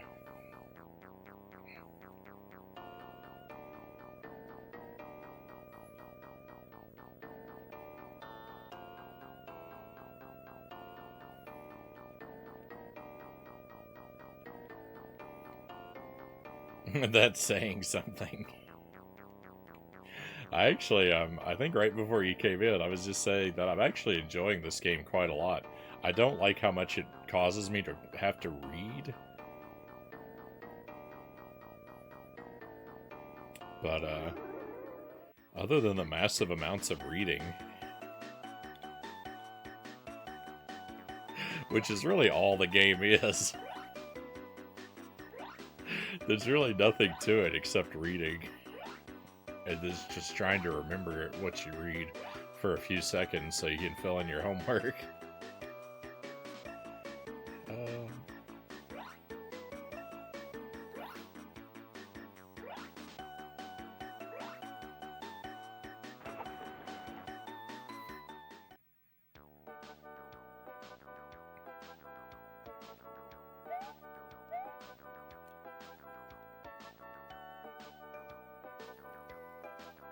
Hi there, I'm new in town. Got a minute?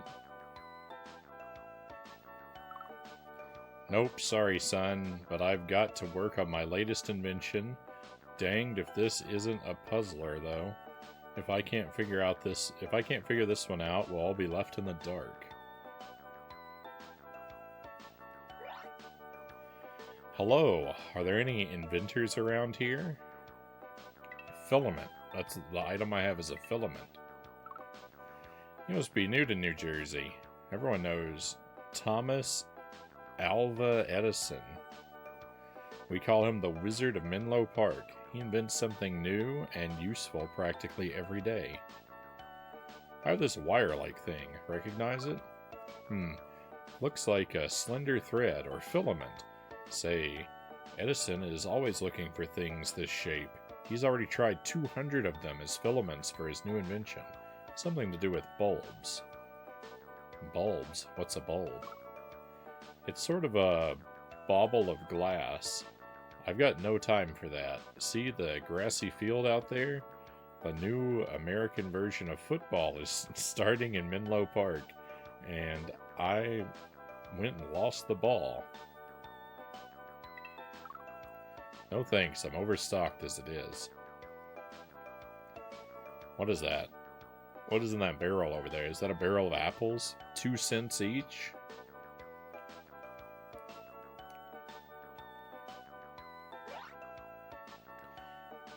Hi, do you know what this black wire is? If I do recall, that looks like something Edison just ordered from China. Ah, yes. Here's the telegram. Send bamboo, carbonized. Carbonized means burnt, you know. So, does Edison come in here often? I'm on a break now, and my time is precious. I collect postcards from all over the world, and I need one more to complete my collection. I can't send that over the wire. Greetings. How much for a room? If you absolutely must know, $2.50 for gas lamps, $3 with a bathroom. But if you want the good bed and the stable view, that's going to cost you $3.50. If it has good plumbing, I'll try room number 6. If you absolutely must, but don't expect me to say something cheery like, "Welcome to the Hotel Menlo."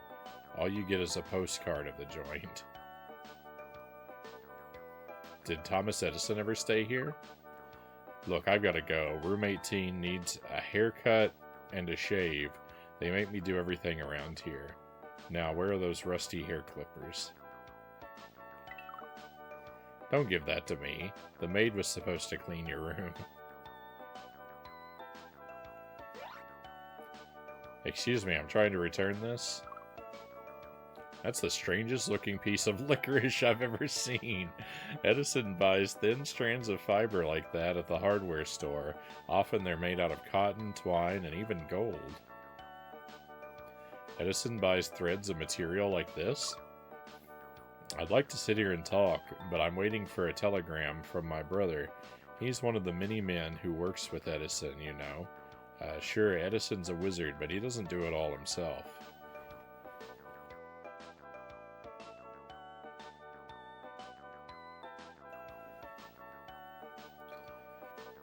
Edison buys threads of material like this? I like to sit here and talk, but I don't think anyone would want that but Edison.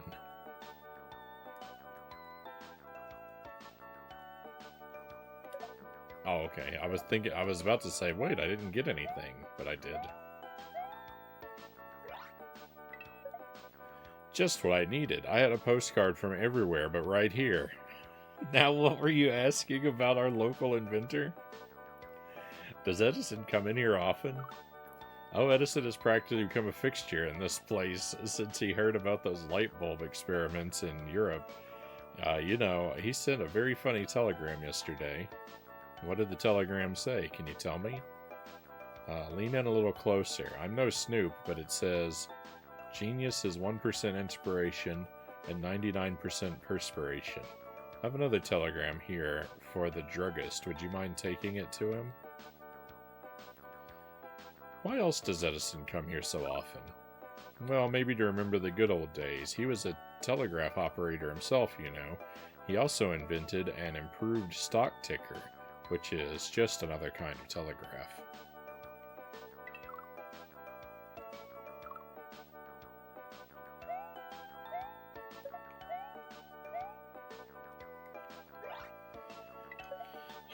Oh good, let's see what my brother has to say. Edison near breakthrough on incandescent light bulb. Stop. Still needs to find reliable filament that glows when electrified in vacuum. Stop. Gosh, what else does he say? Just this. Edison's certain carbonized bamboo is the answer. Stop. Once done, we can start work on first electric power plant and motion pictures. Stop. Be back soon. Stop, your brother. Gee, no wonder Edison's lab is so busy. Oh, and his neighbors are always complaining of weird noises and smells, but I've got my own problems. Someone threw this funny-shaped leather balloon through my window. You can have it. Have you talked to Edison lately? The poor man was in this morning for bandages. Wouldn't you know, he blew the lab up again. It's those dang dangerous gas lamps. That's why Edison's working so hard on the light bulb. So, is Edison the smartest scientist around? He's not really a scientist. He uses science to invent things we can all use. That's what an inventor does. He's going to put our humble town of Menlo Park on the map with his light bulbs.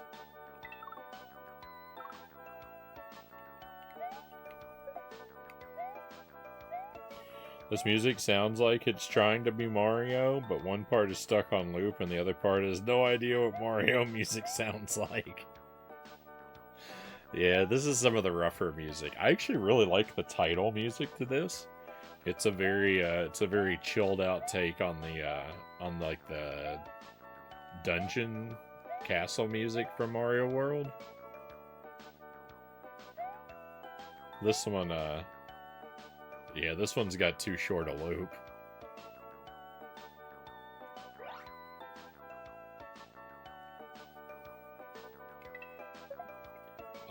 The football, would you look at that? And here, I thought you were just another pushy salesman. Let me make it up to you. Take a pair of our finest scissors. Can I do anything else? What more can you tell me about Edison? Well, he patented the first phonograph last year. I've got all his records, including his first big hit, Mary Had a Little Lamb.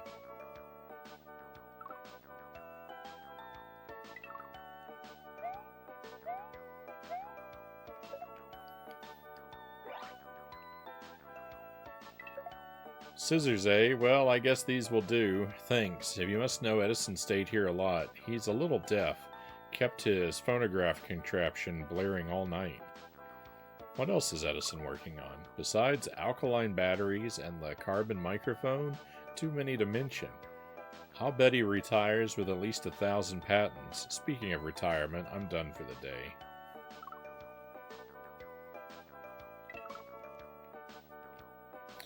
Alright, that's the end of the item chain. Although best remembered as the inventor of the incandescent light bulb,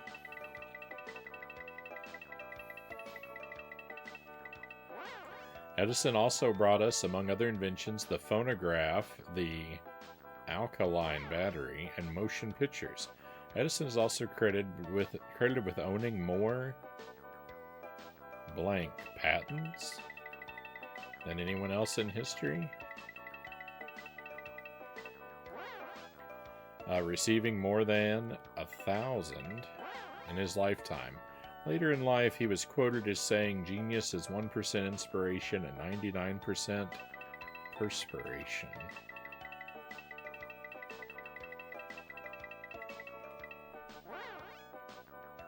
Oh, I did page 2 before page 1. The prolific inventor Thomas Edison, also known as New Jersey's Wizard of Menlo Park,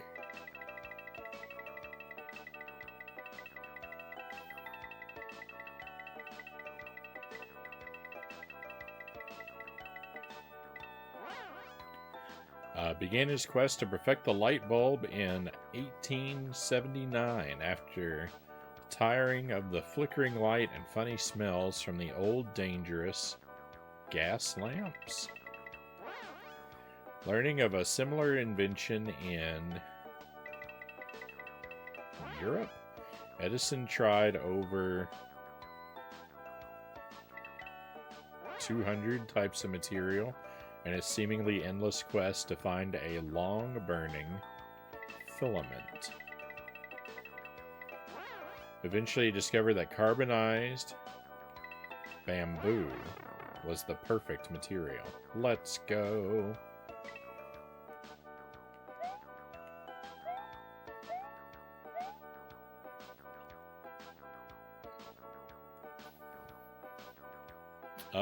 Say, Wiz, or Mr. Edison, do you need this? Why, son of a gun, my boy. The language in this game is just out of control. I believe that's the bulb filament I was searching for. Good job, Mario. This invention is the light of my life.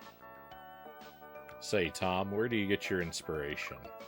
Funny you should ask. It was much harder to tell before, but now, whenever I see a light bulb go off in my head, I know I'm onto something good. That guy, Black Fox, welcome in. Good to see you, Black Fox. Welcome to Mario's Time Machine.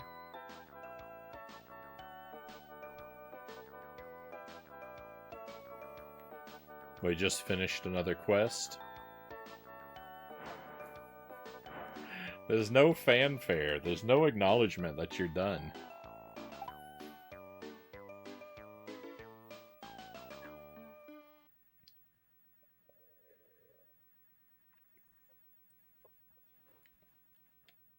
The game is not invested in itself.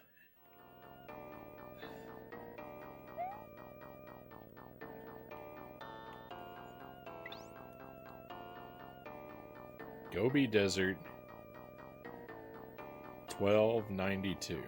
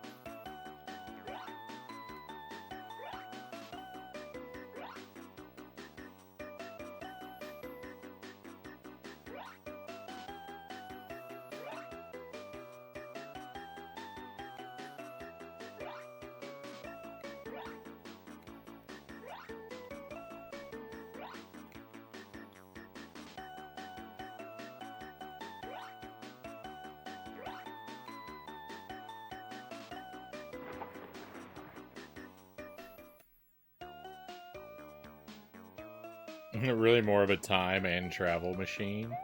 Well, I mean, if your time machine doesn't also move through space, then you're going to be in big trouble, right? Because Like, if you move forward and backward in time, but you're fixed in space, then when you stop, the Earth is going to be gone, and you're just going to be floating out in the middle of nowhere.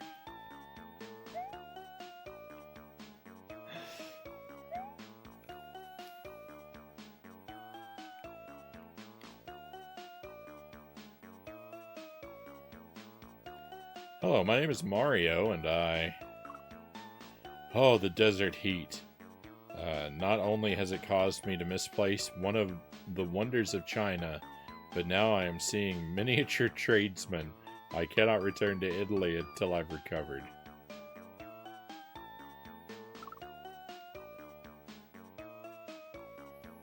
That math checks out. Oh. Hi, I'm lost. Do you know where I am? Who is this insolent beetle who comes unannounced? You had better be bearing gifts worthy of the great Khan's attention. My name's Mario. I'm from Brooklyn. Brooklyn, bah, your accent betrays you. You're obviously another bold explorer from Italy. I am the great Kublai Khan. You're in my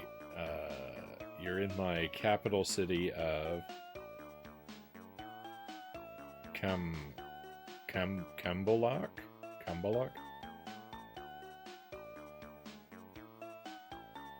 Kublai Khan. Isn't there a poem?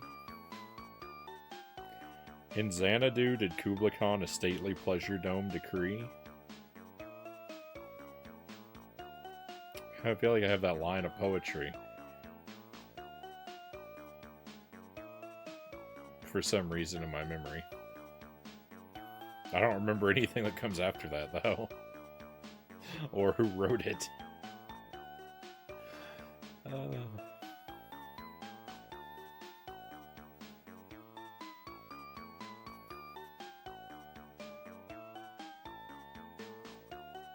On sale Easter eggs?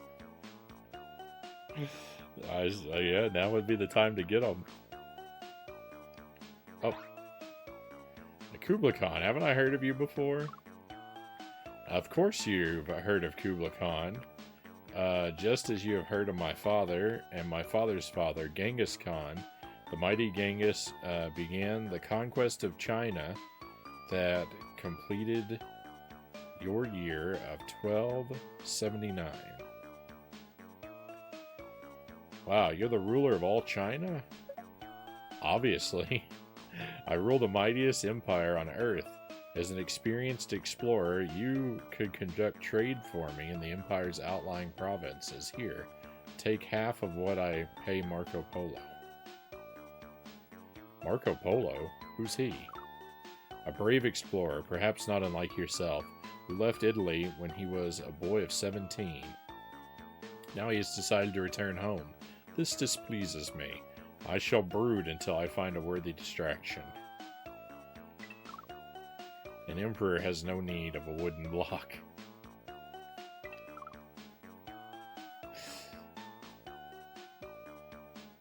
I just love this sentence. I don't even know why.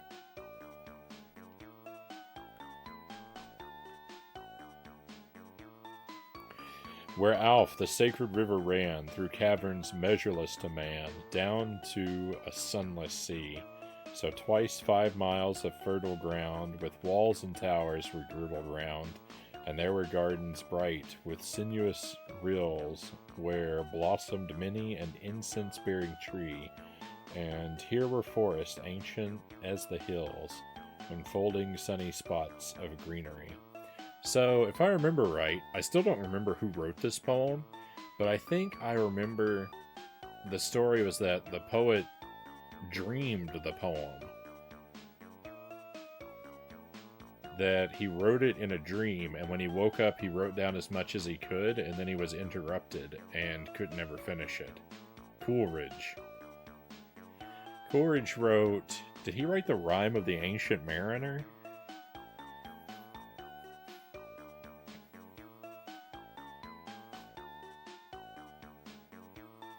did my groceries and got some Cadbury Easter eggs.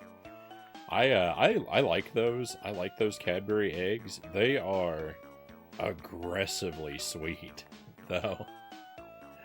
They're definitely not something I can eat a lot of or eat very frequently. Yes, Black Fox says. Hey, thank you for confirming that. So that's why that stuck in my head.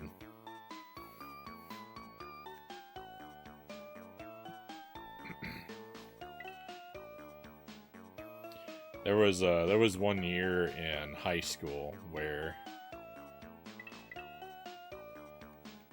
I did a real deep dive into Coolidge for the academic team competitions.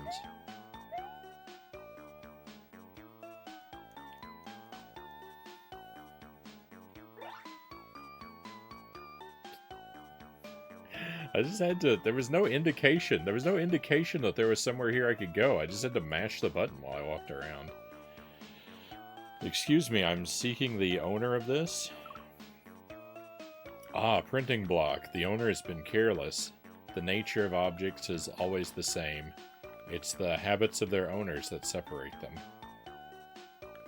What? I don't think I understand. You'd have to be a wise old sage like me.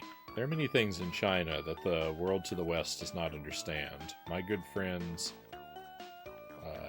Niccolo and Maffeo Polo have told me of this. Who are Niccolo and Maffeo? Courageous explorers from Italy. They arrived here 17 years ago with Niccolo's son Marco. They sought material wealth, but instead found the treasure that is China. Treasure? Like what? Our inventiveness. Things your Western world does not even dream of. Coal, paper, spectacles, curative herbs and spices, plus our most explosive discovery, fireworks. Have a rocket. Wow, what else does China have? Ah, far too many wonders for me to tell you now. Marco has written of his experiences here in China. If I had his notes, I could tell you more. No, keep that simple block, for it has great power. Okay, well, this looks like an NES controller. I mean, it has a D-pad, at least. That's really the only resemblance. It's rectangular and has a D-pad. Is this what I'm supposed to give this guy? 1,000 blessings for your offer, but I must refuse. Oh, here's another place I can go.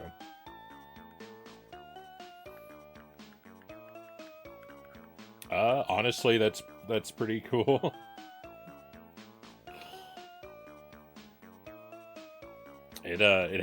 Most of it hasn't stuck with me. Most of it hasn't stuck with me, but I really enjoyed the Rime of the Ancient Mariner. I thought that was sort of fun to sort of read through and get to know.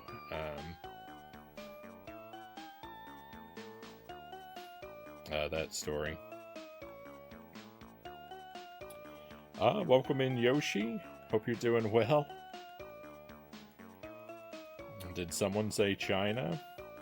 I've never seen this game. Yeah, this is Mario's Time Machine on the SNES. I'm playing through it for the first time too. It's educational, so it's a lot of just reading, but it's got some humor in it. I'm a big fan of the rhyme, especially when sung by Iron Maiden. They did a version of it. I didn't know that. I don't know that I've ever heard it sung.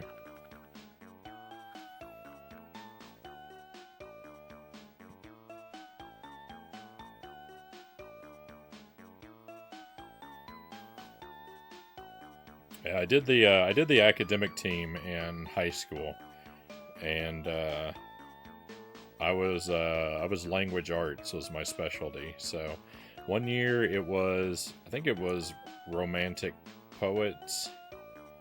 So Coleridge was a major focus. And one year it was Hemingway.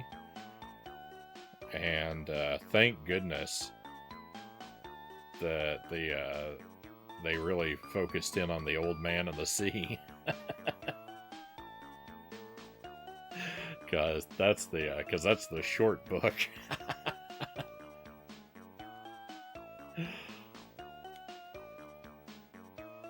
So I did a lot of independent study. One of the English teachers tutored me after school with whatever the subject of the year was. I remember those were two of them.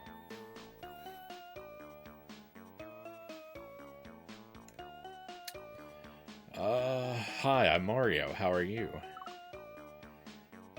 You must be another explorer like those polos. Well, don't expect any favors from me. I have no gifts. I'm trying to make a living here. Didn't the polos buy your stuff? At first, they arrived laden with goods from the west. Their home is a great trading port called Venice, in the land of Italy. Well, won't that open trade? Perhaps someday. Today, they take more than they trade. All Marco Polo has given me is the first pages of the book he is writing. Here, take them. I doubt he'll ever finish it. Maybe you'd like to trade for this block? That's not just any block. Observe. It is carved on one side. Dip it in ink and you can print with it. Often the name of the owner is carved upon it. I can't read it. Can you? Do you want to trade or do you want me to read? Either way, it's going to cost you some money. Oh, well, you're in luck. Ah, now we can bargain. Paper money is so much easier to exchange than precious metals or jewels. What do you want to trade in? Do you know what the printing block says? Of course, it's a single word, polo. It must be a signature block, but I don't know if it belongs to Marco, Niccolo, or Maffeo. Well, who would know?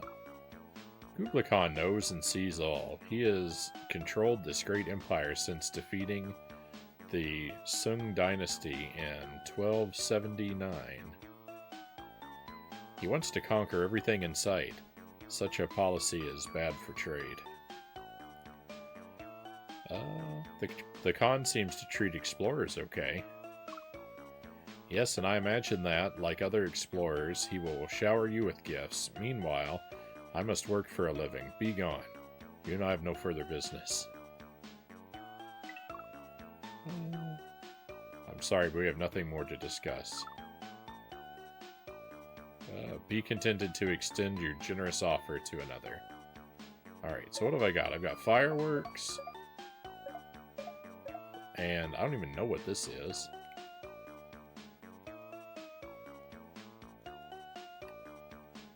No, I didn't want to go this direction.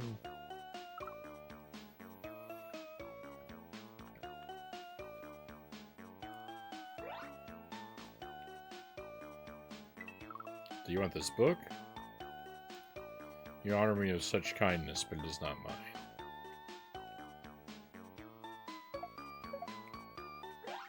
You want a firework? You have served the great Khan well. This rocket's thunder will fill the emptiness I feel now that my friend Marco is finally leaving China. Aw. Why is Marco leaving? I've kept him here all these years because he was too valuable a friend and servant. For 3 years, I even entrusted him to rule the city of Yangzhou. But his heart aches for his homeland. So why are you letting him go now?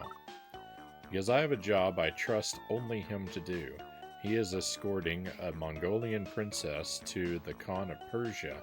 The journey should take him about 3 years, so he'll be back home in his year of 1295. Sounds like you're a good friend, Mr. Khan. Khan is my title, not my name. It means Lord, a Lord of all China. As Genghis Khan was my grandfather, and Ogadai Khan was his son, so I am the Khan of China, Kublai Khan.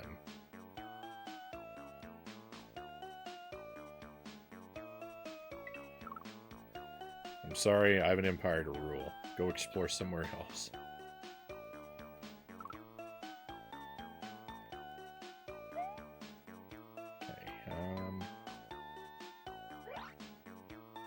Do you want this book? Ah, thank you. The Book of Marco Polo. What a catchy title. He continues to record all that he sees in his travels across our many lands. Where has he traveled? Oh, such places as the Great Gobi Desert. For more than 3 years, the Polos journeyed from Italy to China, a wealth of people and adventures. These journals are invaluable. Is this the first book about China? Ah, you have much to learn, little one. There have been many books written about China, but it may be 500 years before a better one is available in Europe. How could you possibly know that? How do you think I got to be a wise old sage anyway? There are many mysteries here in China that you may not yet understand. Yeah, like what to do with this block. Why, that's the printing block I made for Marco Polo. You better get that to him right away before he leaves China.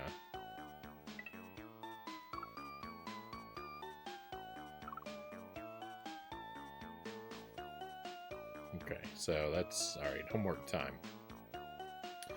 When Marco Polo was born in the Italian trading port of Venice?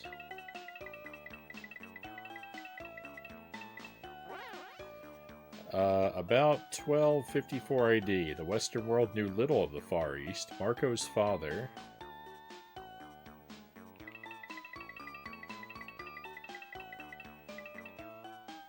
Niccolo, and Uncle Maffeo were merchants who happened upon the eastern capital of the Chinese emperor,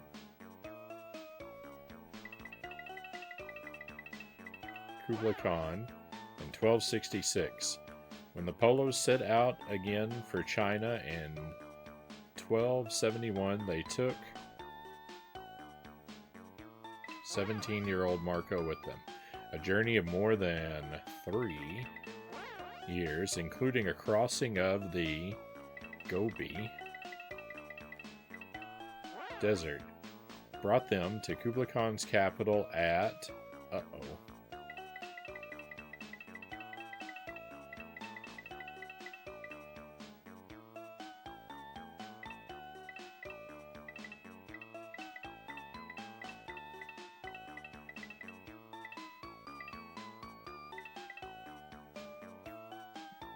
Oh, here we go. I was like, I didn't recognize any of those from anything we just read. The Khan took a liking to Marco and employed him for 17 years in enterprises all over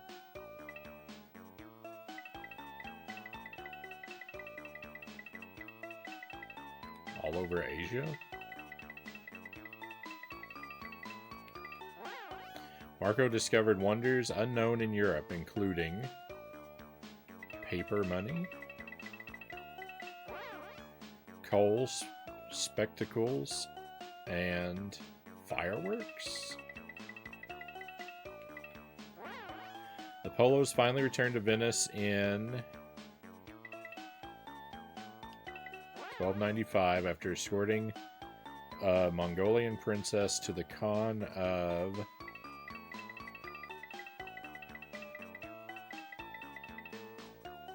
oh no.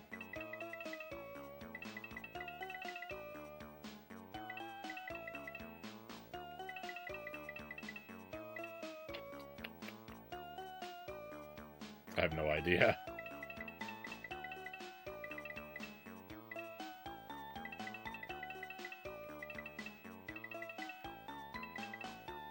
Process of elimination time, right?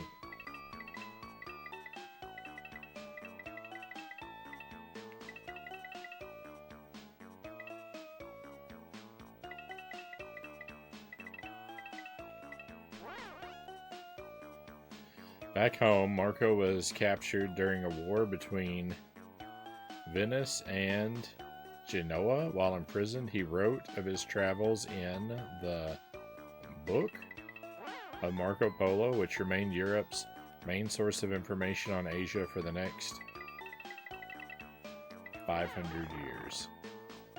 Well, I got lucky there with one of those. Persia. Alright, let's turn in this block.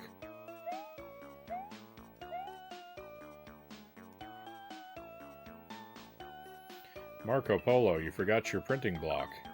That's it, I knew I'd forgotten something. Now, at last, I can get started for home. The people back there aren't going to believe the stories I've got to tell. Are you ready to head back to Italy, Marco?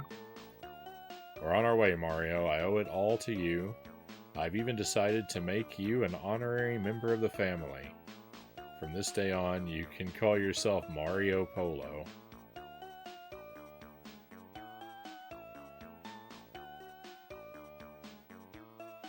The Super Polo Brothers.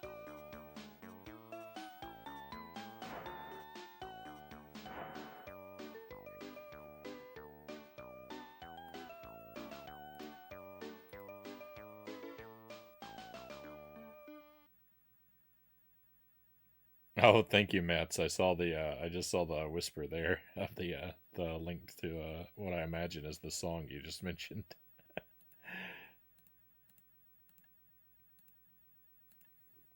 I'll check that out sometime when I have the time. Thank you.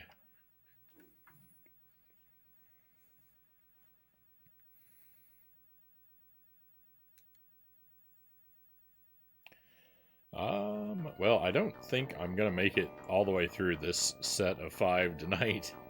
I'd really like to, but the clock is creeping up on me.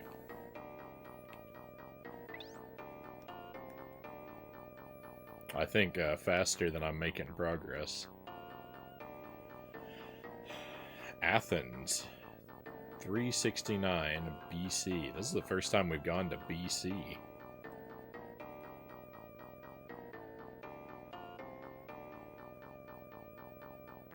Everything else has been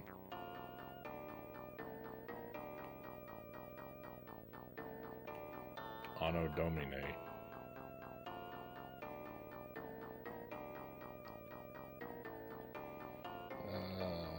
Athens, Athens, Athens.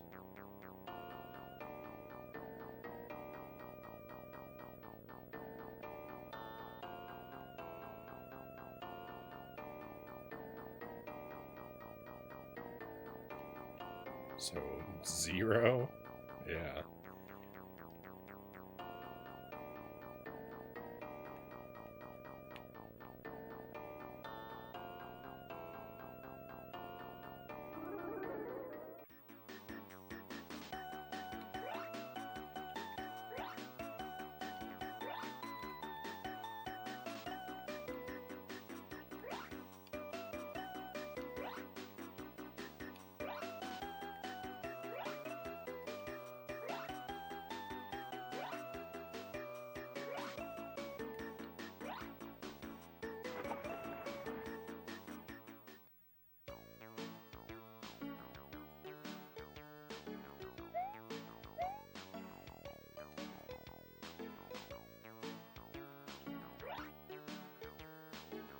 Hi, is this book yours? Oh, it's the Republic. Oh no, sir, I own nothing. Only a free man may own a book, and you will find many free men at the Academy. What is the Academy? It's the university where great thinkers speak. Plato is their teacher. What does he teach? I do not know, but they are great lovers of knowledge. I hear they speak of wisdom, justice, and truth. I am a slave, so I cannot go. Yikes. You're a slave, but that's not right. You're very wise. Perhaps you should share your ideas at the university. Here, take this laurel wreath. It will mark you as a wise man to those who can guide you. Like who? Aristotle would know. I saw him earlier by the colonnade. Thanks. May I give you this book as a gift? Alas, I cannot read. Your gift is better suited for a free man.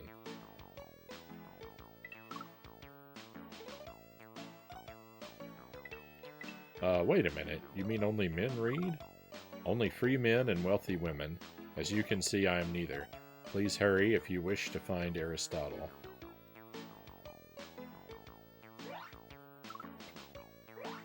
Stop.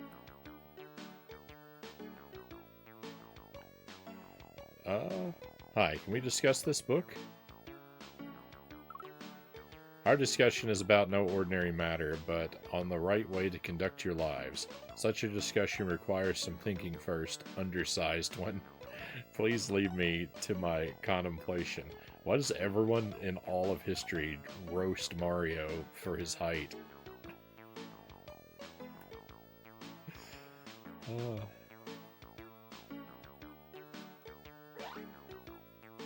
Hiya, pal. Do you know where I am?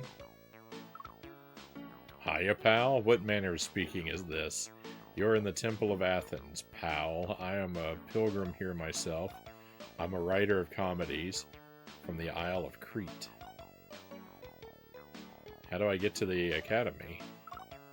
Practice. You don't laugh. Oh dear, it appears my comedy is somewhat tragic. I cannot continue unless I'm recognized for my wit. Perhaps an award from the academy would do it. How do I get to the academy? Oh, same thing. This is not mine to take. It is Plato's Republic. Well, I don't know who that person is, but...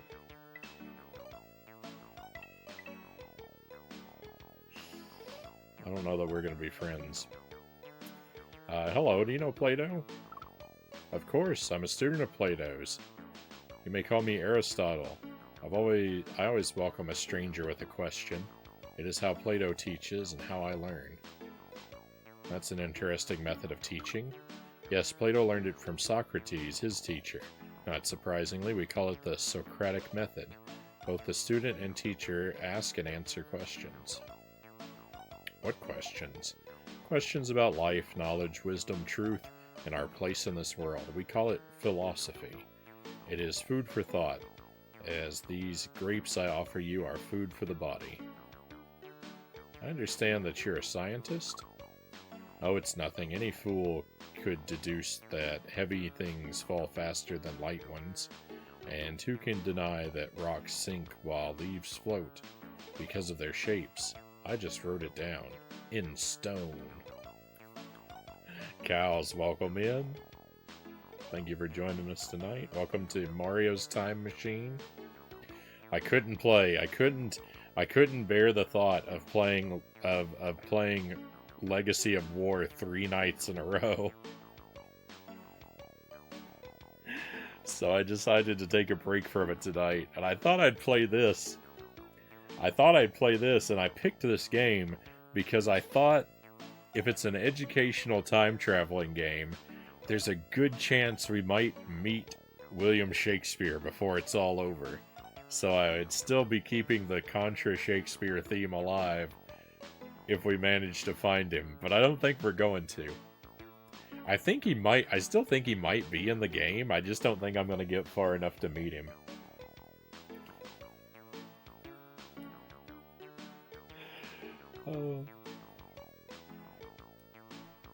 I think I had a sound idea, but I've been I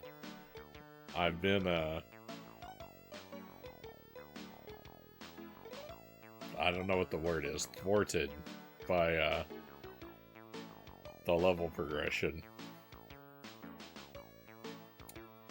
What else do you study? Oh, math and geometry. They help us measure our land. That's what geometry means, earth measuring. I could tell you more, but I seem to have misplaced my measuring stick. This is the writing of Plato. It must be returned.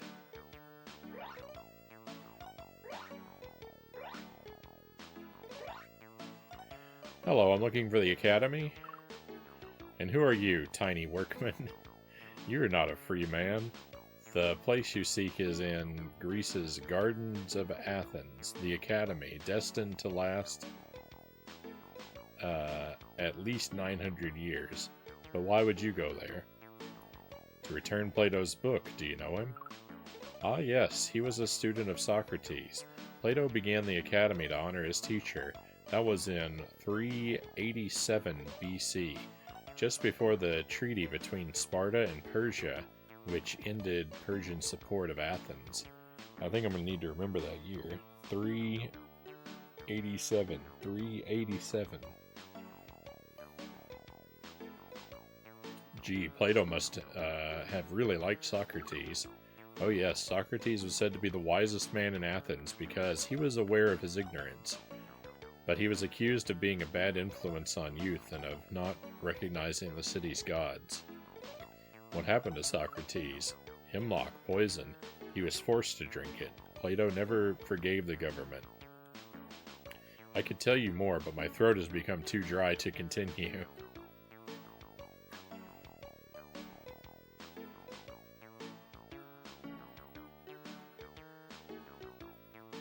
I can sympathize. I cannot accept this lost book. Return it before I find you guilty of a crime. Alright, what do I have? Laurel wreath? Grapes?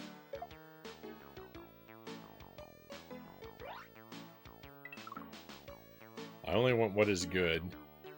I cannot reason the nature of your gift. Alright, well, I mean... Ah, the gift of Bacchus, or is it Dionysus? I can never keep my pantheon straight. Many thanks, my small friend. Now, can you tell me more about Plato? Well, he and his students study many questions, including what is justice, what is wisdom, and what is truth. Wow, sounds like Plato's pretty important. Oh yes, his work will influence mankind as long as there are questions for which we can only find the answers within ourselves. Can you tell me anything more? Nope.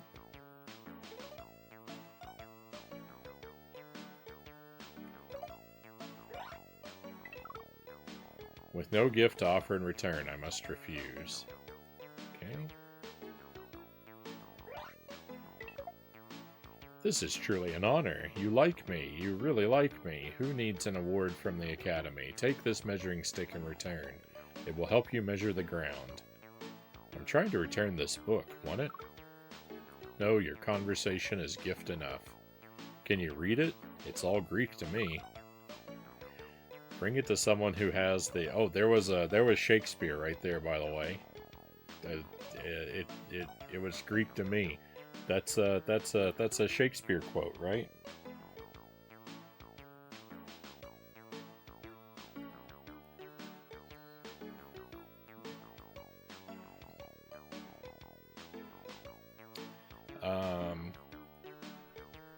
I'm calling that a victory.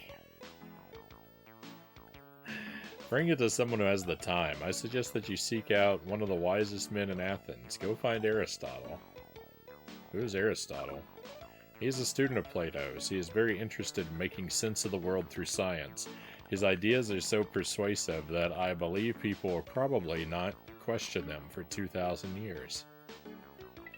It's so weird because, like, Mario will ask questions to which we have already learned the answer, and it gives the impression that he's walking around intentionally playing dumb whenever he talks to anyone. Because we know he should know things. Like, who is Aristotle? We already met Aristotle and talked to him, so asking about who he is doesn't make any sense.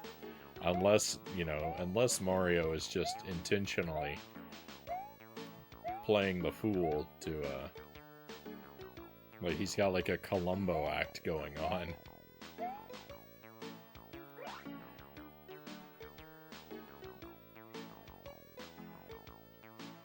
Frownie desperately trying to sneak Shakespeare in so he can end the stream.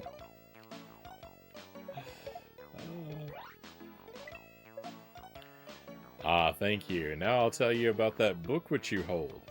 It's one of the works in which Plato describes his ideal government. What does Plato think an ideal government is? Plato believes in a meritocracy ruled by only the best of the best philosophers.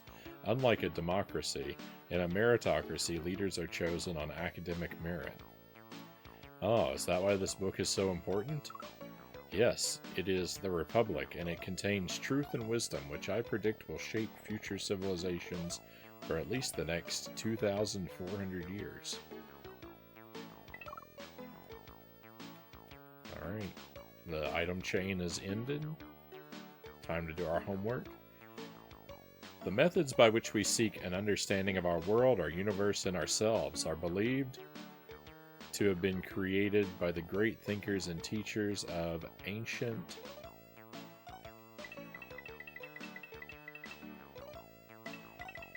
Greece.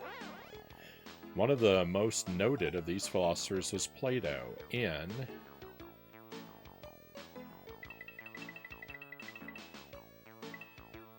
well, I mean, the choices it gave me make this pretty easy.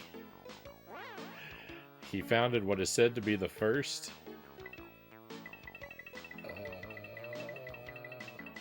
I was gonna say academy. The first university. Known as the Academy. Okay. This school survived for over... Oh no, I don't know how long it lasted.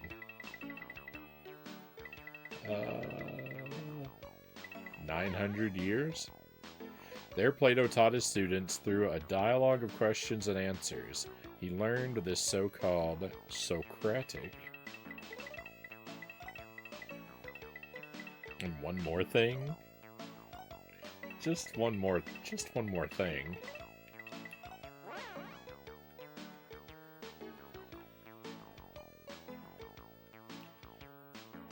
I love these oddly specific predictions for how long things will last.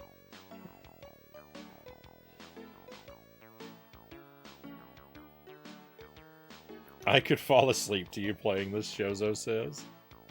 I mean, that's kind of the idea. That was kind of one of the ideas of the stream. was that things would be fairly peaceful, so if people wanted or needed to doze off, it wouldn't be a problem. But then I started playing games that torture me all the time. And I've completely lost my ability to keep my cool. Hey, Pokemons, welcome in. Great Scott.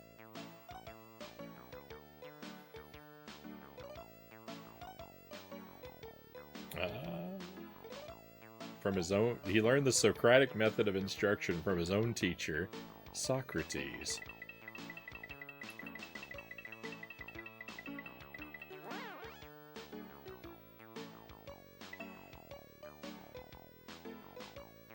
Oh yeah. Yeah, you might get jump scared when we raid out. One of Plato's students, Aristotle, became a great philosopher scientist himself. Plato examined such questions and ideas as what is wisdom, what is blank, and what is the best form of... I know that it's going to be government. What is wisdom, what is truth?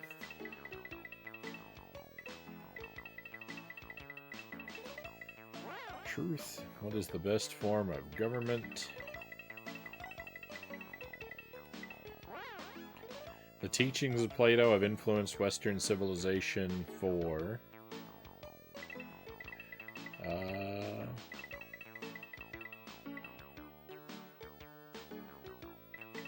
24 centuries. His ideas are found in his many great works, including The Republic,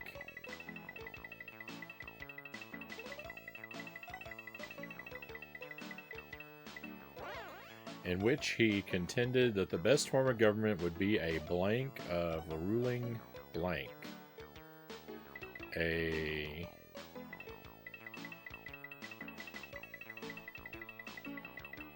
meritocracy of ruling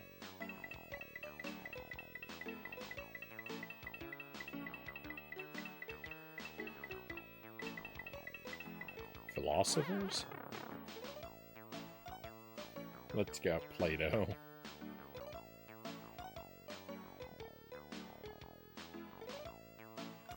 Stealth September, Metal Gear Solid, Game Boy Color, and Splinter Cell on GBA. I think I said I'm gonna play Jump King again in September.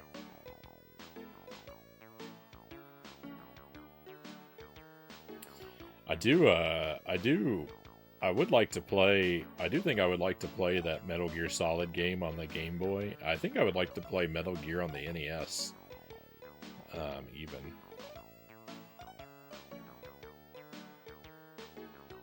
Jump King, so evil. I heard Jump King, Sark says, yeah. I didn't complete my Ghost of the Babe playthrough because I quit playing Jump King when Baby Man was born, and I haven't gone back to it. So I basically have to restart, so I'm kind of putting it off. I kind of said as a joke that's somewhat serious, I'll play Jump King again in the fall. So September should be right about that right time. Baby Man saved you from Jump King. You know, he kind of stayed my execution. I like Jump King though. I love Jump King. I hate how long it takes me to beat it, but I love it. Just uninstall it and pretend it never happened. I won't tell anyone, Sark says.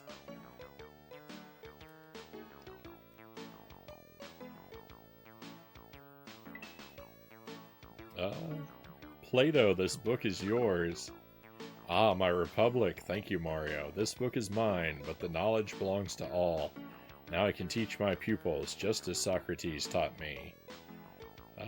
What can you tell me to make me smarter? Just do what you did. Ask questions, for no question is too foolish to ask, and from small plumbers great questions may arise.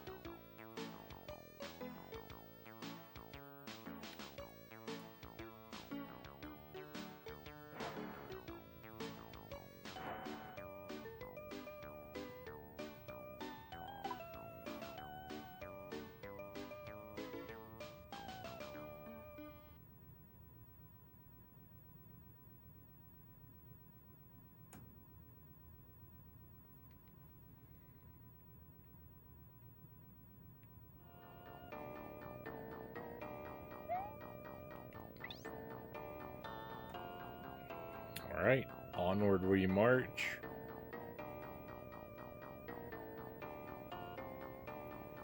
London, 1595.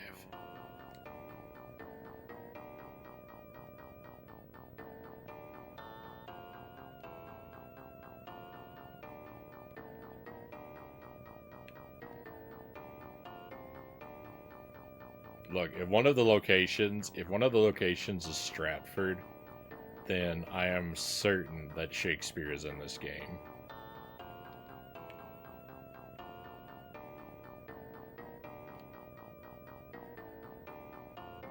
Unfortunately, they put him too far into the game, so I'm not going to be able to find him tonight.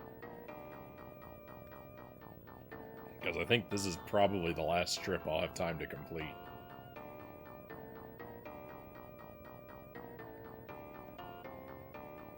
What song is this that's remixed? Yeah, that's from Mario World.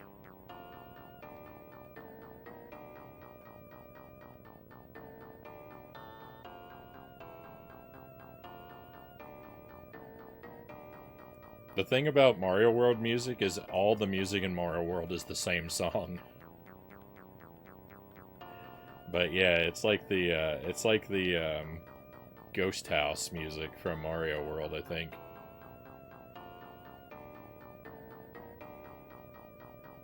Is what it sounds most similar to, I guess, to me. I hope the year was 1595.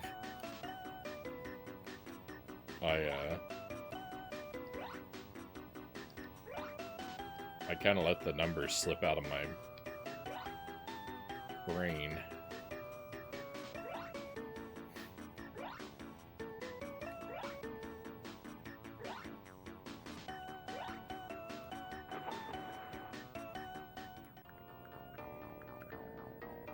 I was wrong.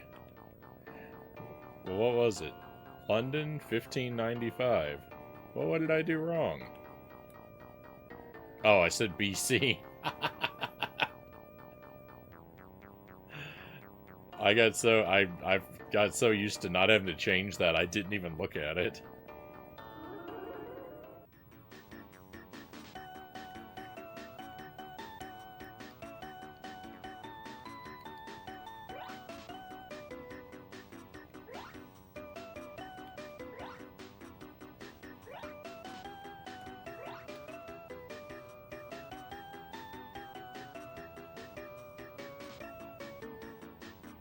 What? We wore onions on our belts, which was the style at the time. Oh, that's from The Simpsons.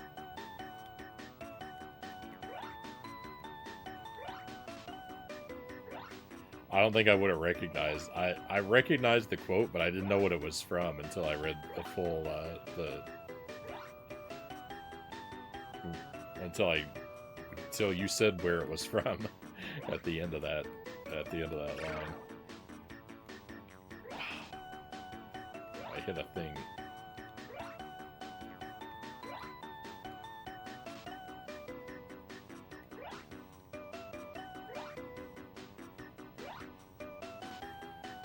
I read a great book.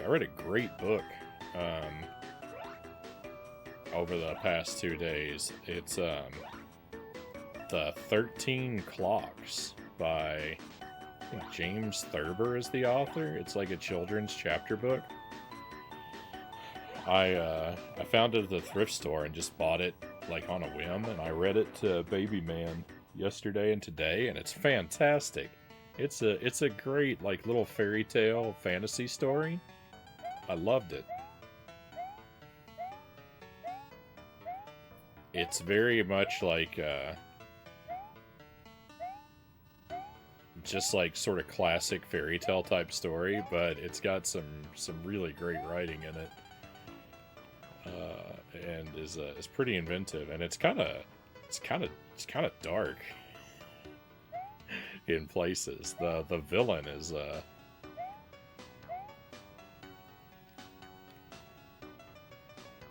villain engages in some real violence. But most of it happens off page and it's just referenced, but it's or a couple places where my eyebrows raised. But it's really good.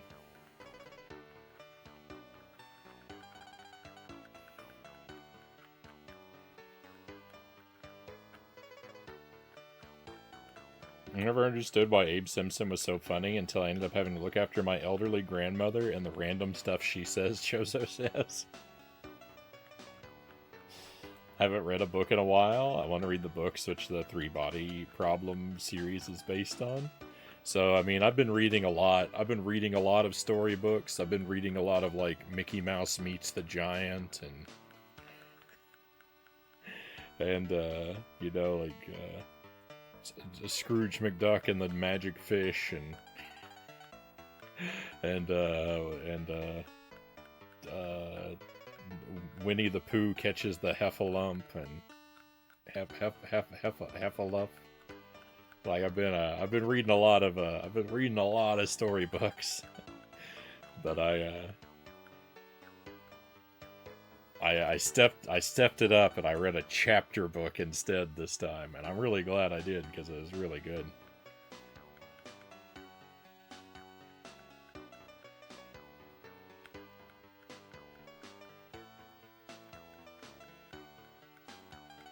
Hey, all you can do is put yourself out there, Pokemons.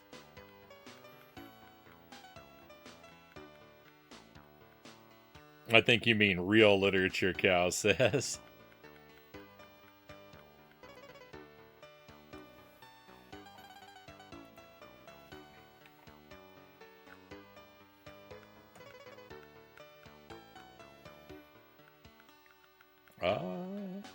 Pardon me, can you get me in to see the Queen?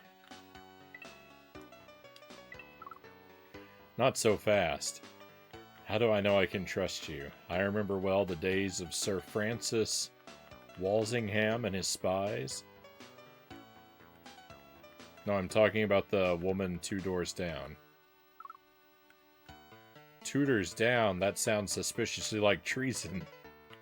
Walsingham saw to it that Mary Stuart was brought to the block for that, you know. Ouch, who was she? Mary was Elizabeth's cousin, once removed, and the Queen of Scotland. After abdicating the Scottish throne, she fled here, still claiming her right of succession to the throne of England. Yikes. Couldn't they just keep her quiet? Oh, she was confined, to be sure, and for some 16 years she plotted her freedom and the overthrow of Elizabeth. Now, why do you wish to see the Queen? Are you part of some plot? No, I just need to give her something. Not so fast, my clever fellow. How do I know you are not a spy for King Philip II of Spain? I don't trust you. You're too suspicious. Perhaps you should give me something to keep me from calling out the royal guards. The crown, take it away, else I'll be accused of a treasonous theft.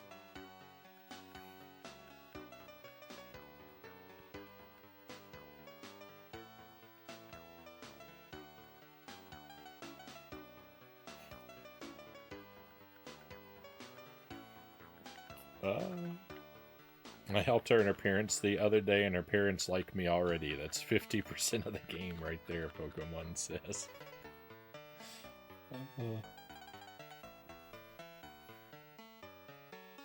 It's been quite a while. It's been quite a while since I've been in the dating game.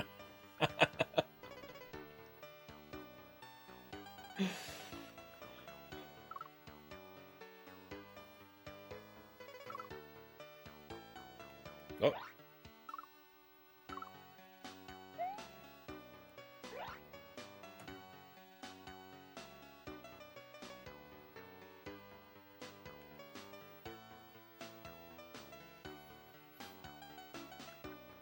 Has anyone played the new Elder Scrolls Oblivion remaster? Pokemon says they made a lot of quality of life upgrades.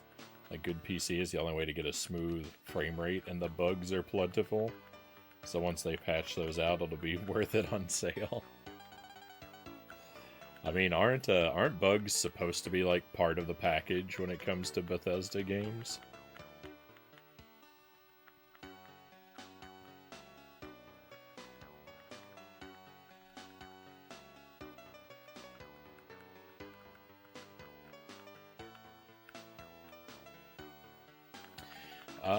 Are you Sir Francis Drake, the explorer?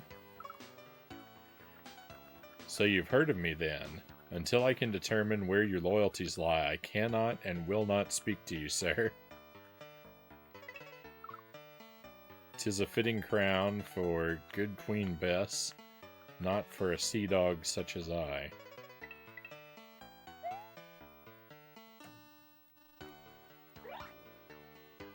Excuse me, miss, can I see the Queen? You're a bold little fellow, rather cute too. However, you must have an audience to see the Queen. How do I get an audience? Getting an audience would be easy if you were a writer of plays or sonnets like Shakespeare. The Queen shows great favor to artists. Are you a playwright? No, I'm just a plumber, but I need to see her. A plumber? Well, you might try the Parliament. An earl might be able to arrange an audience, but be warned, some are not to be trusted. How do you know which is which? 'Tis a puzzle, to be sure. Some you cannot trust, while others, like the handsome and dashing world explorer Sir Francis Drake, are well known for their loyalty. Could Drake get me in to see the Queen? Perhaps, if he finds you loyal, he'll send you back to me, but you'll need to give him this bosun's pipe first, as a sign that I sent you. What else can you tell me about Elizabeth? Enough about the good Queen Bess for now. Return to me once you've seen Sir Francis Drake. Only the Queen may wear the crown, good sir.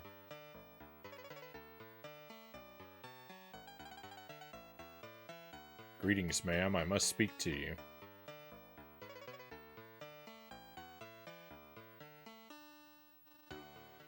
The queen looks like,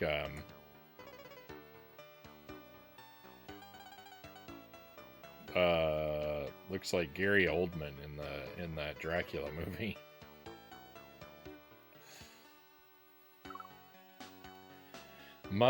Is must a word to be addressed to the Queen of England? Little man, be gone now, or I'll make you shorter by a head.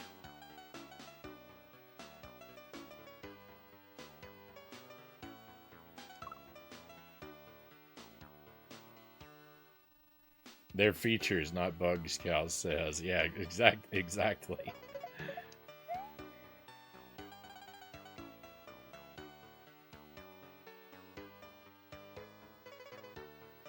"16 times the graphics." Ah, from the Queen's Handmaiden. You are a friend, sir. Come in, and tell me what business brings you to Her Majesty's court. Sorry to bug you, but is the Queen here? No, friend, I wait for her as well. One only sees good Queen Bess at her convenience. She sure seems busy. Sink me, lad. She's the Queen, and a great one she is, too. She's always busy, especially in these days of war with Spain. There's a war on? Aye, for some time. Back in '88, there was a great sea battle. Our small fleet kicked the stuffing out of King Philip II's huge Spanish armada. Armada? Isn't that a funny looking animal? Odds fish, no, lad. It was the largest fleet of warships ever to sail the English Channel. So you defeated them? Beat them, we did. We sent them packing with their tails between their legs into the teeth of a fearsome storm which finished them. Fewer than half made it back to Spain. Wow, that must have been exciting. Aye, but not as exciting as sailing the seas in search of Spanish ships to relieve of their treasure. Well, I must see the Queen. Can you help me? I judge you can be trusted. Take this pearl necklace. 'Tis a trinket from my travels. Take it to the Queen's lady, and you'll have your audience. Thanks, Sir Francis. Good luck to you, and Godspeed. The capital S's in this game look like 5s.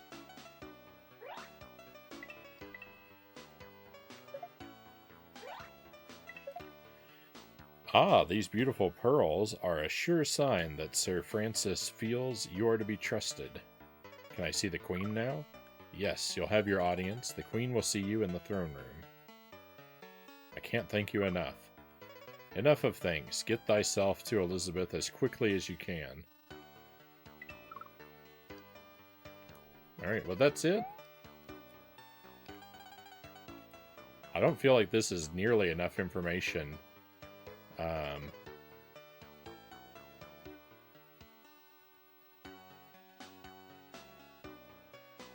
I don't think that this is nearly enough information to fill out our homework. The transformation of Britain? Oh no.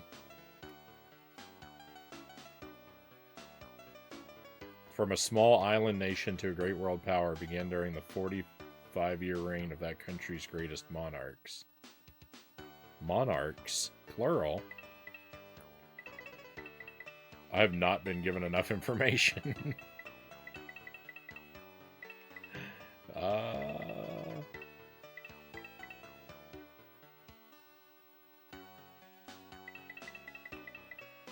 England. Greatest monarchs. Well, it's got to be plural, right?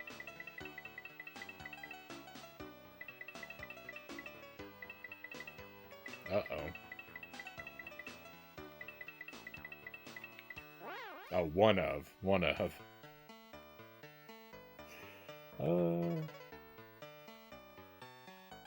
I would be reluctant to trust anyone calling an armada a funny-looking animal. Okay. Is that good? Good Queen Bess. As she was fondly known by her subjects, ruled with strength and wisdom in spite of the many problems she faced as queen. Hers was a kingdom troubled by deep religious divisions and a war with Spain's king, Philip II. The famous sea battle with his armada?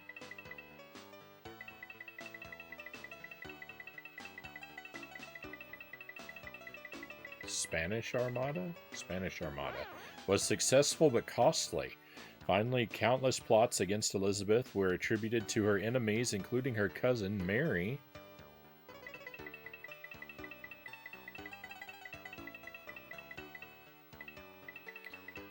Queen of Scots. When Mary fled to England after abdicating the Scottish throne, Elizabeth had her confined.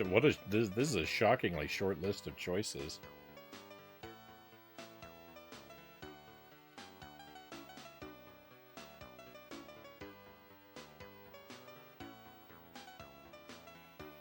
You have a way, Frownie, if you wanted to troll chat, just cut the sound to the chat and don't move.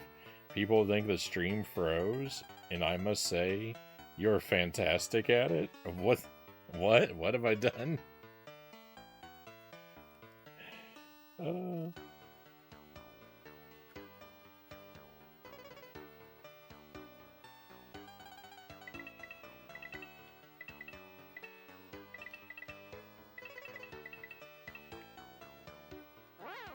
Confined for some 16 years. Ultimately, Mary was accused of treason and done away with.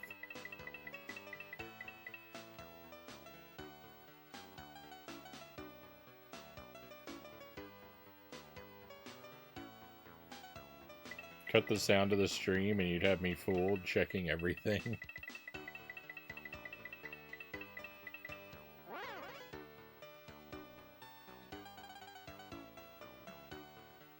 Trolling the chat. Oh no, Shozo says. Surely I wouldn't do that. It was, however, Elizabeth's generous support of the arts and sciences during the period that produced playwright William Shakespeare and world explorer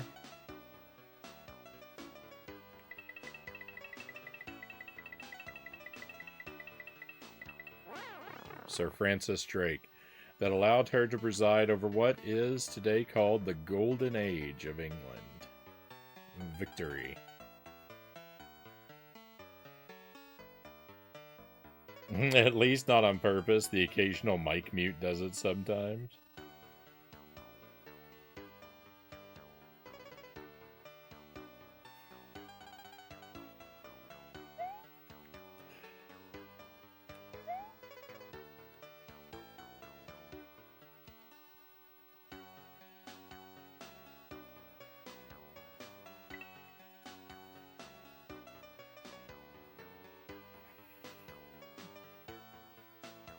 Yeah, I mean, I've never really thought of faking a crash, quite like that. Though it does occur to me that, like, because I stream from my laptop that's right here on my desk, and my laptop is connected to the internet via a cable. So if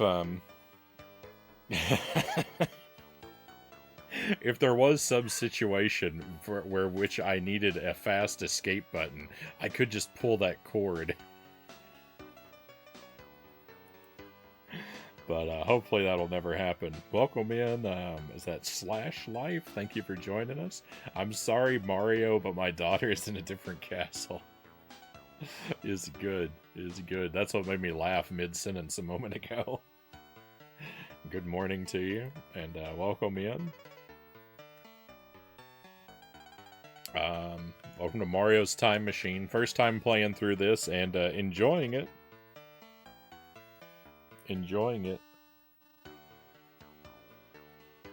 I don't really appreciate that it's nothing but talking and reading, but I like its sort of laid back vibe anyway.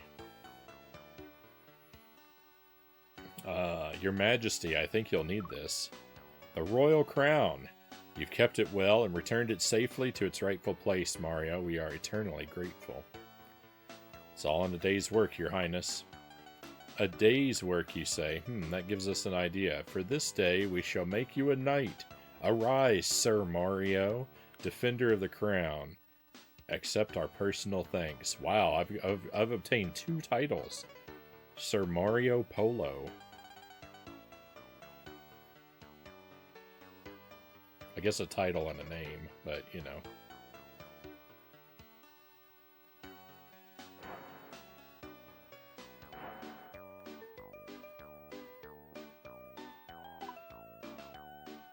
At least you could take a break from reading in the game by reading the chat's nonsense. Your bed is in a different castle.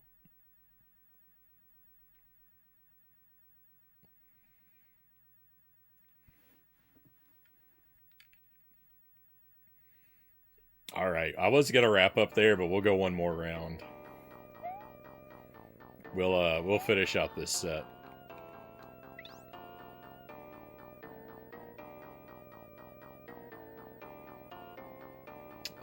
Calcutta, 1947.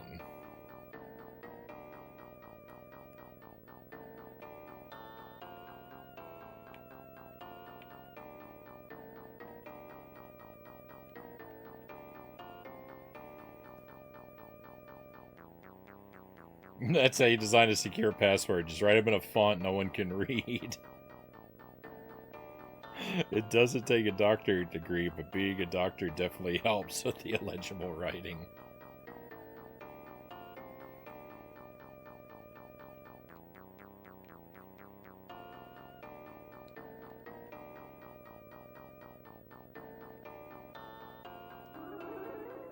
And we're off.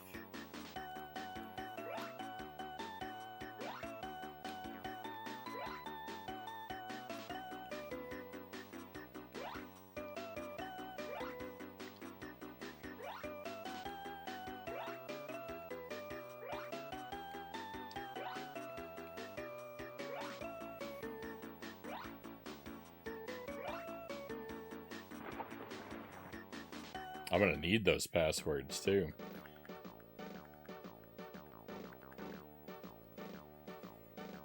One last thing before I dip. I got the neck injection today. I've been playing Breath of the Wild about 2 to 3 hours a day these last 3 to 5 days, so something's getting better. I don't remember if you shared about a neck injection, but I mean, I know the long sort of history of the situation you've been going through, so I definitely know how it relates. But hey, that sounds promising. Hopefully hopefully you are on the upswing, and this will be a real and lasting improvement.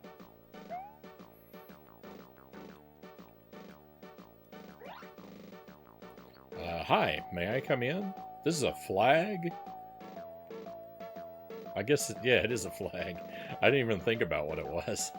I got so used to not being able to decipher the items that I didn't even bother.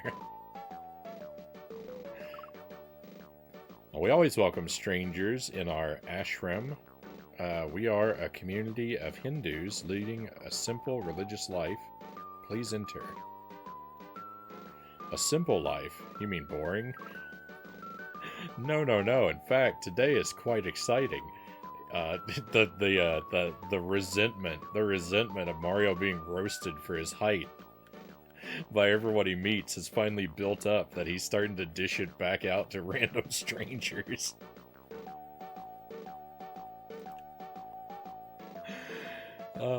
In fact, today it's quite exciting. India is celebrating her independence from Great Britain. They have ruled us as a colony of their empire since 1757. 1757. I'll probably need to remember that year. 1757. They've ruled you for nearly 200 years? Yes. They wanted us to buy their goods. At the same time, they needed our products, such as tea.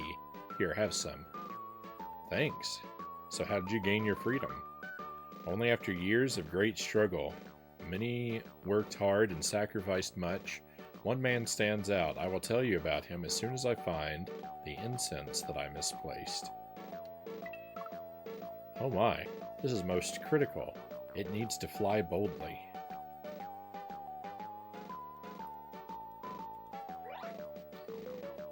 Hi, neat store you've got here. Is it yours? The store may be, but the goods aren't. Most of what you see here is made in Britain, using India's materials. Gandhi has worked hard to change this since his return from South Africa in 1915. 1757, 1915.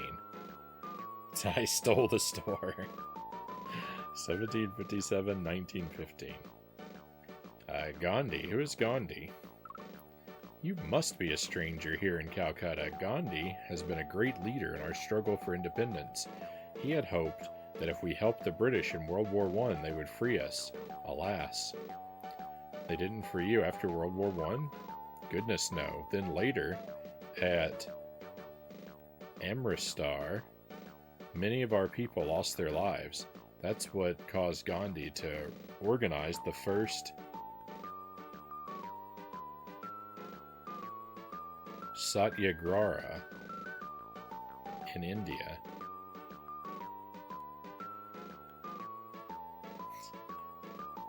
Satyagraha, what? Satyagraha means grasping for the truth. It is protest by passive resistance, and it works. Today is Independence Day. Let me offer you these incense as a symbol of sweet freedom. Wait, I need to know more about Gandhi. I'm sorry, but look at the time. I must get back to my studies so I can be a lawyer in our new India, just like Gandhi. Have you seen my law book by any chance? The new flag of independent India. You must return this at once.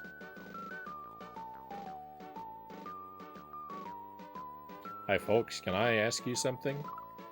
Please, not now. We're about to begin the Independence Day ceremony and raise our new flag, but there seems to be some delay.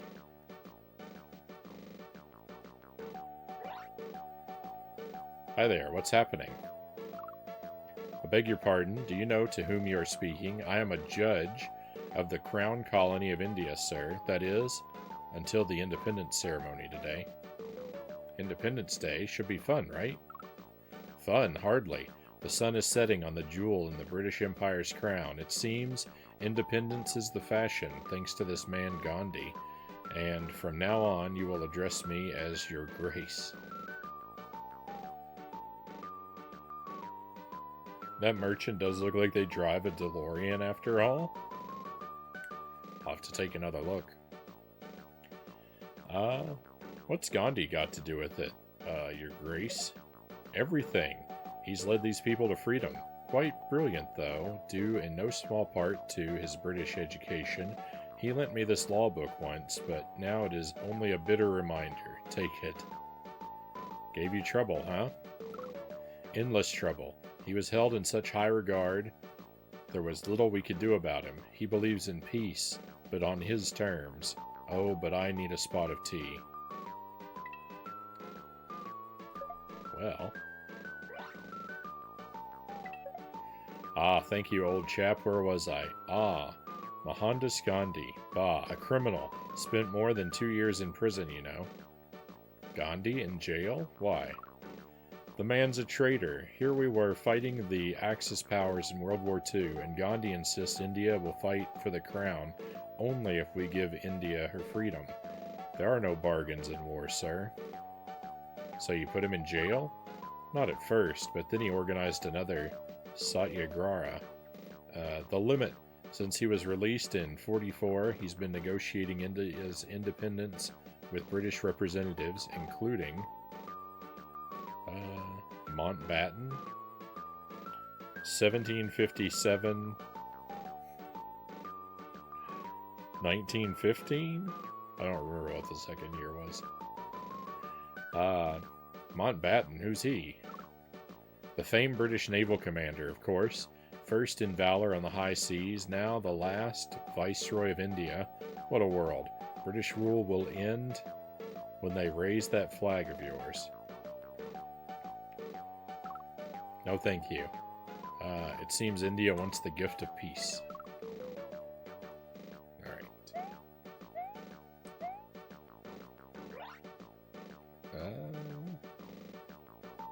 Oh, that's the incense. I need the law book.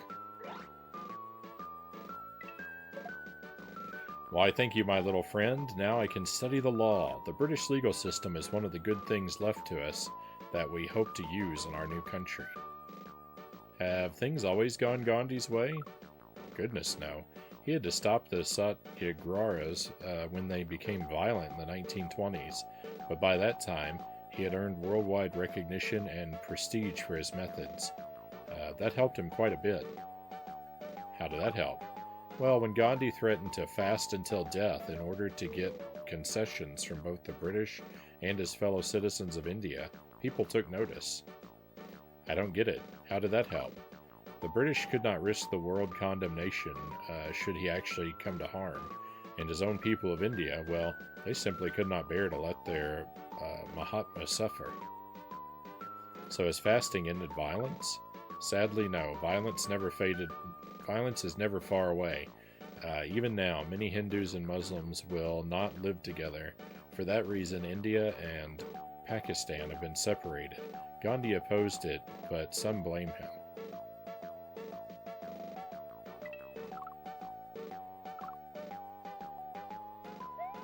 Alright, and one more set of dialogue.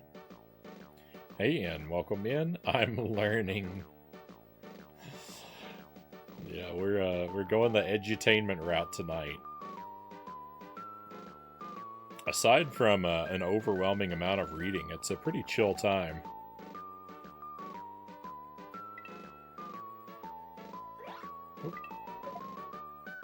Oh, thank you. You are a curious little man.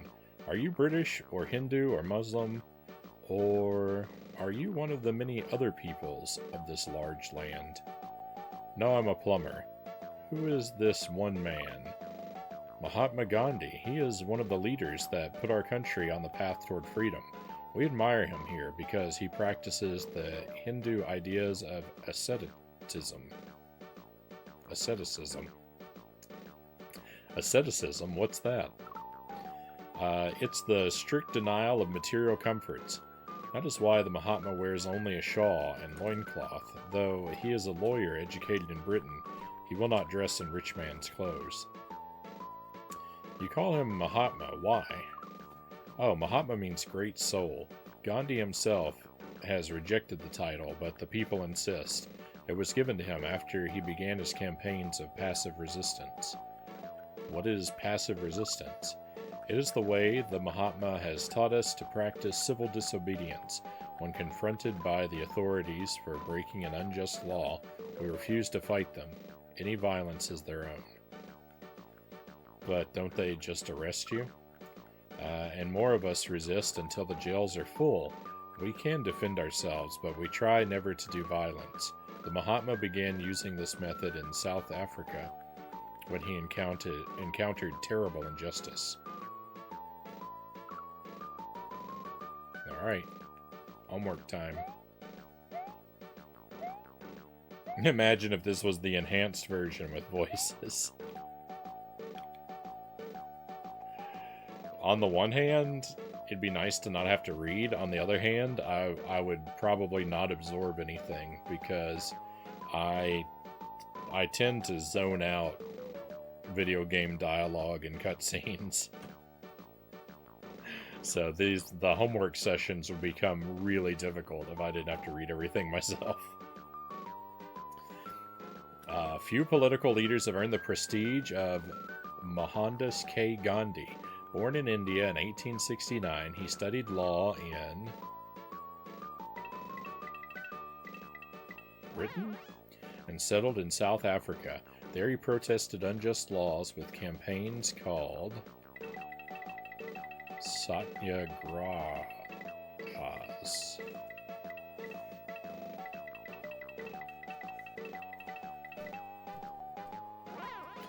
meaning grasping for the truth. After some success, Gandhi returned to India in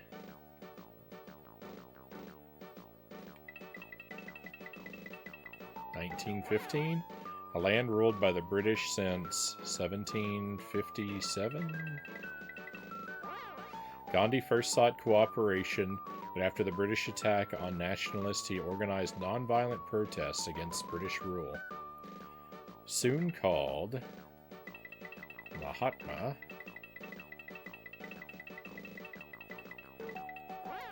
or Great Soul, he united Indian factions and extracted British concessions by threatening to fast himself to death. In 1942, when he refused to support the British in World War II,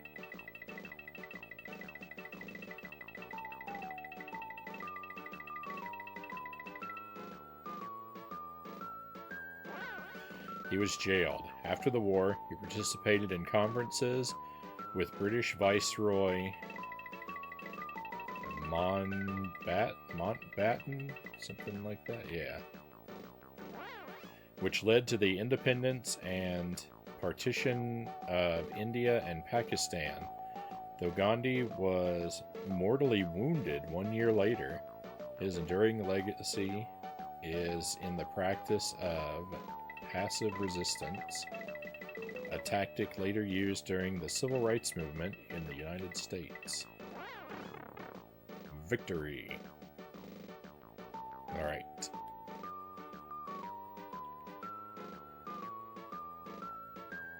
Mr. Gandhi, your flag. Am I too late? You're just in time, my small friend. A new era is dawning for the people of India. Thank you, Mario. I shall not forget you. Say, Mahatma, any Koopas bothering you? No, Mario, but your life seems so full of endless struggle. Perhaps you should consider defeating these enemies of yours through passive resistance.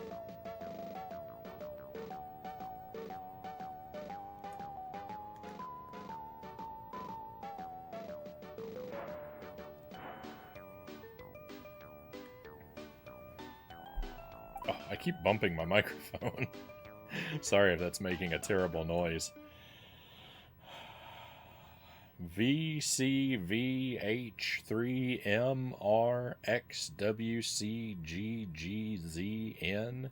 Alright, I'm gonna have to find this, I'm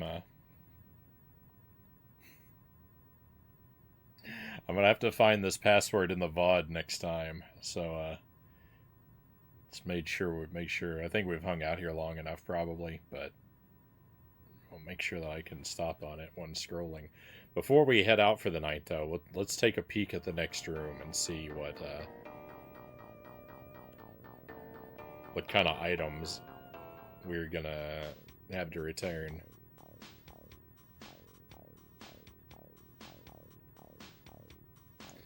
Is this skull for Shakespeare?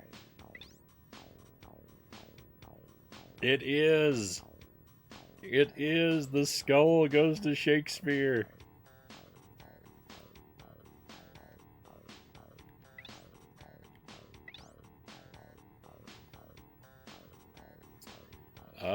Cleopatra?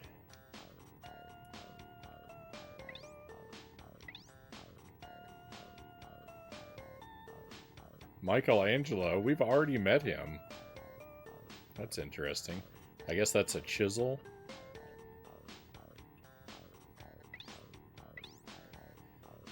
What's this, a wheel? Magellan.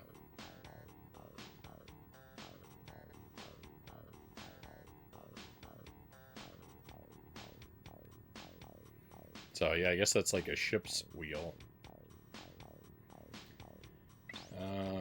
And what's this? An upside down E? A schwa? Oh, is this for the, printing press? Is this a... It is!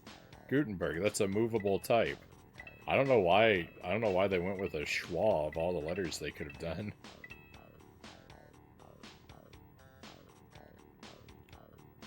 I mean, maybe it, like, has a Oh, no, no, that's a G, because it's going to print the opposite way, right?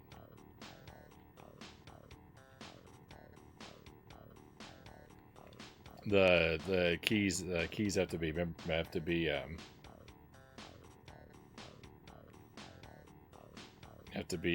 oh yeah, there was a small reference to Shakespeare. They name dropped him. I was excited about it. That didn't pass me by. All right, I don't have time. I don't have time to do the Shakespeare mission tonight, though. We'll have to save that for next week.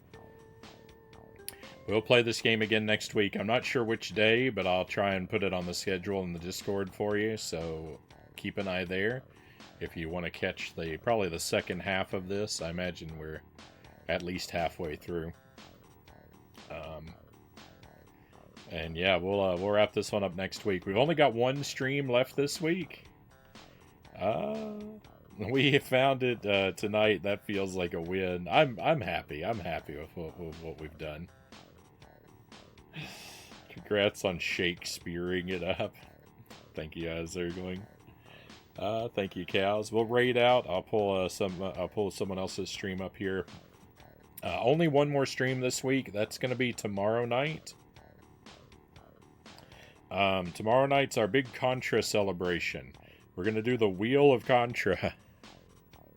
Wheel of Contra. I'm going to play whatever game it lands on, 1 credit at a time. So when I hit that game over continue screen, that's it. I spin the wheel again and start a new game. Unless the chat wants to use channel points to give me permission to keep going. So there will be that option. We'll have those things active tomorrow. The wheel's going to look like this. We're going to start the night with just a run through Contra 1 to kick things off. And then we'll start spinning the wheel after I beat Contra 1. And whether I've played it before or haven't played it before, same rules apply to everything.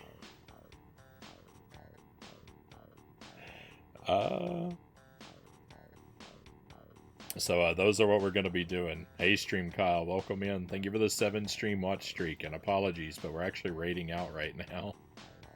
So sorry to do that to you.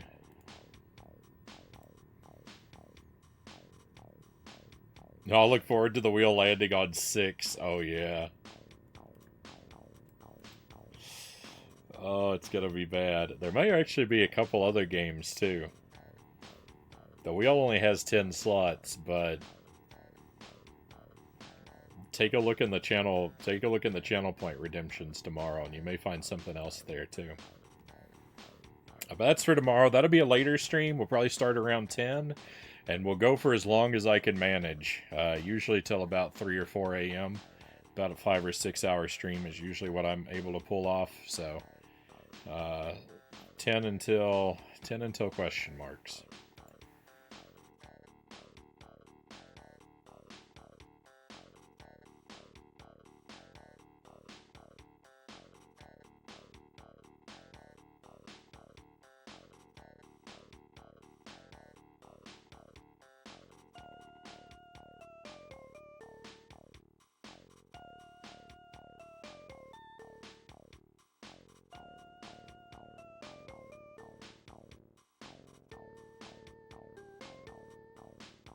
We're going to keep the time machine theme rolling. I'm going to pass this over to Captain Jax playing Back to the Future on NES.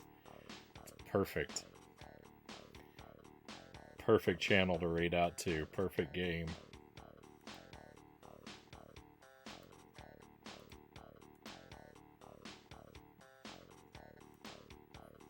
I had no idea Contra went to the PlayStation 2 and Wii era. Oh, yeah.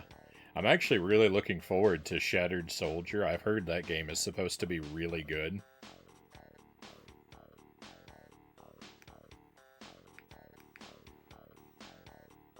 I've heard it can be hard to appreciate at first. I've heard it takes some getting into, but once you do, it's really good. But, we'll see.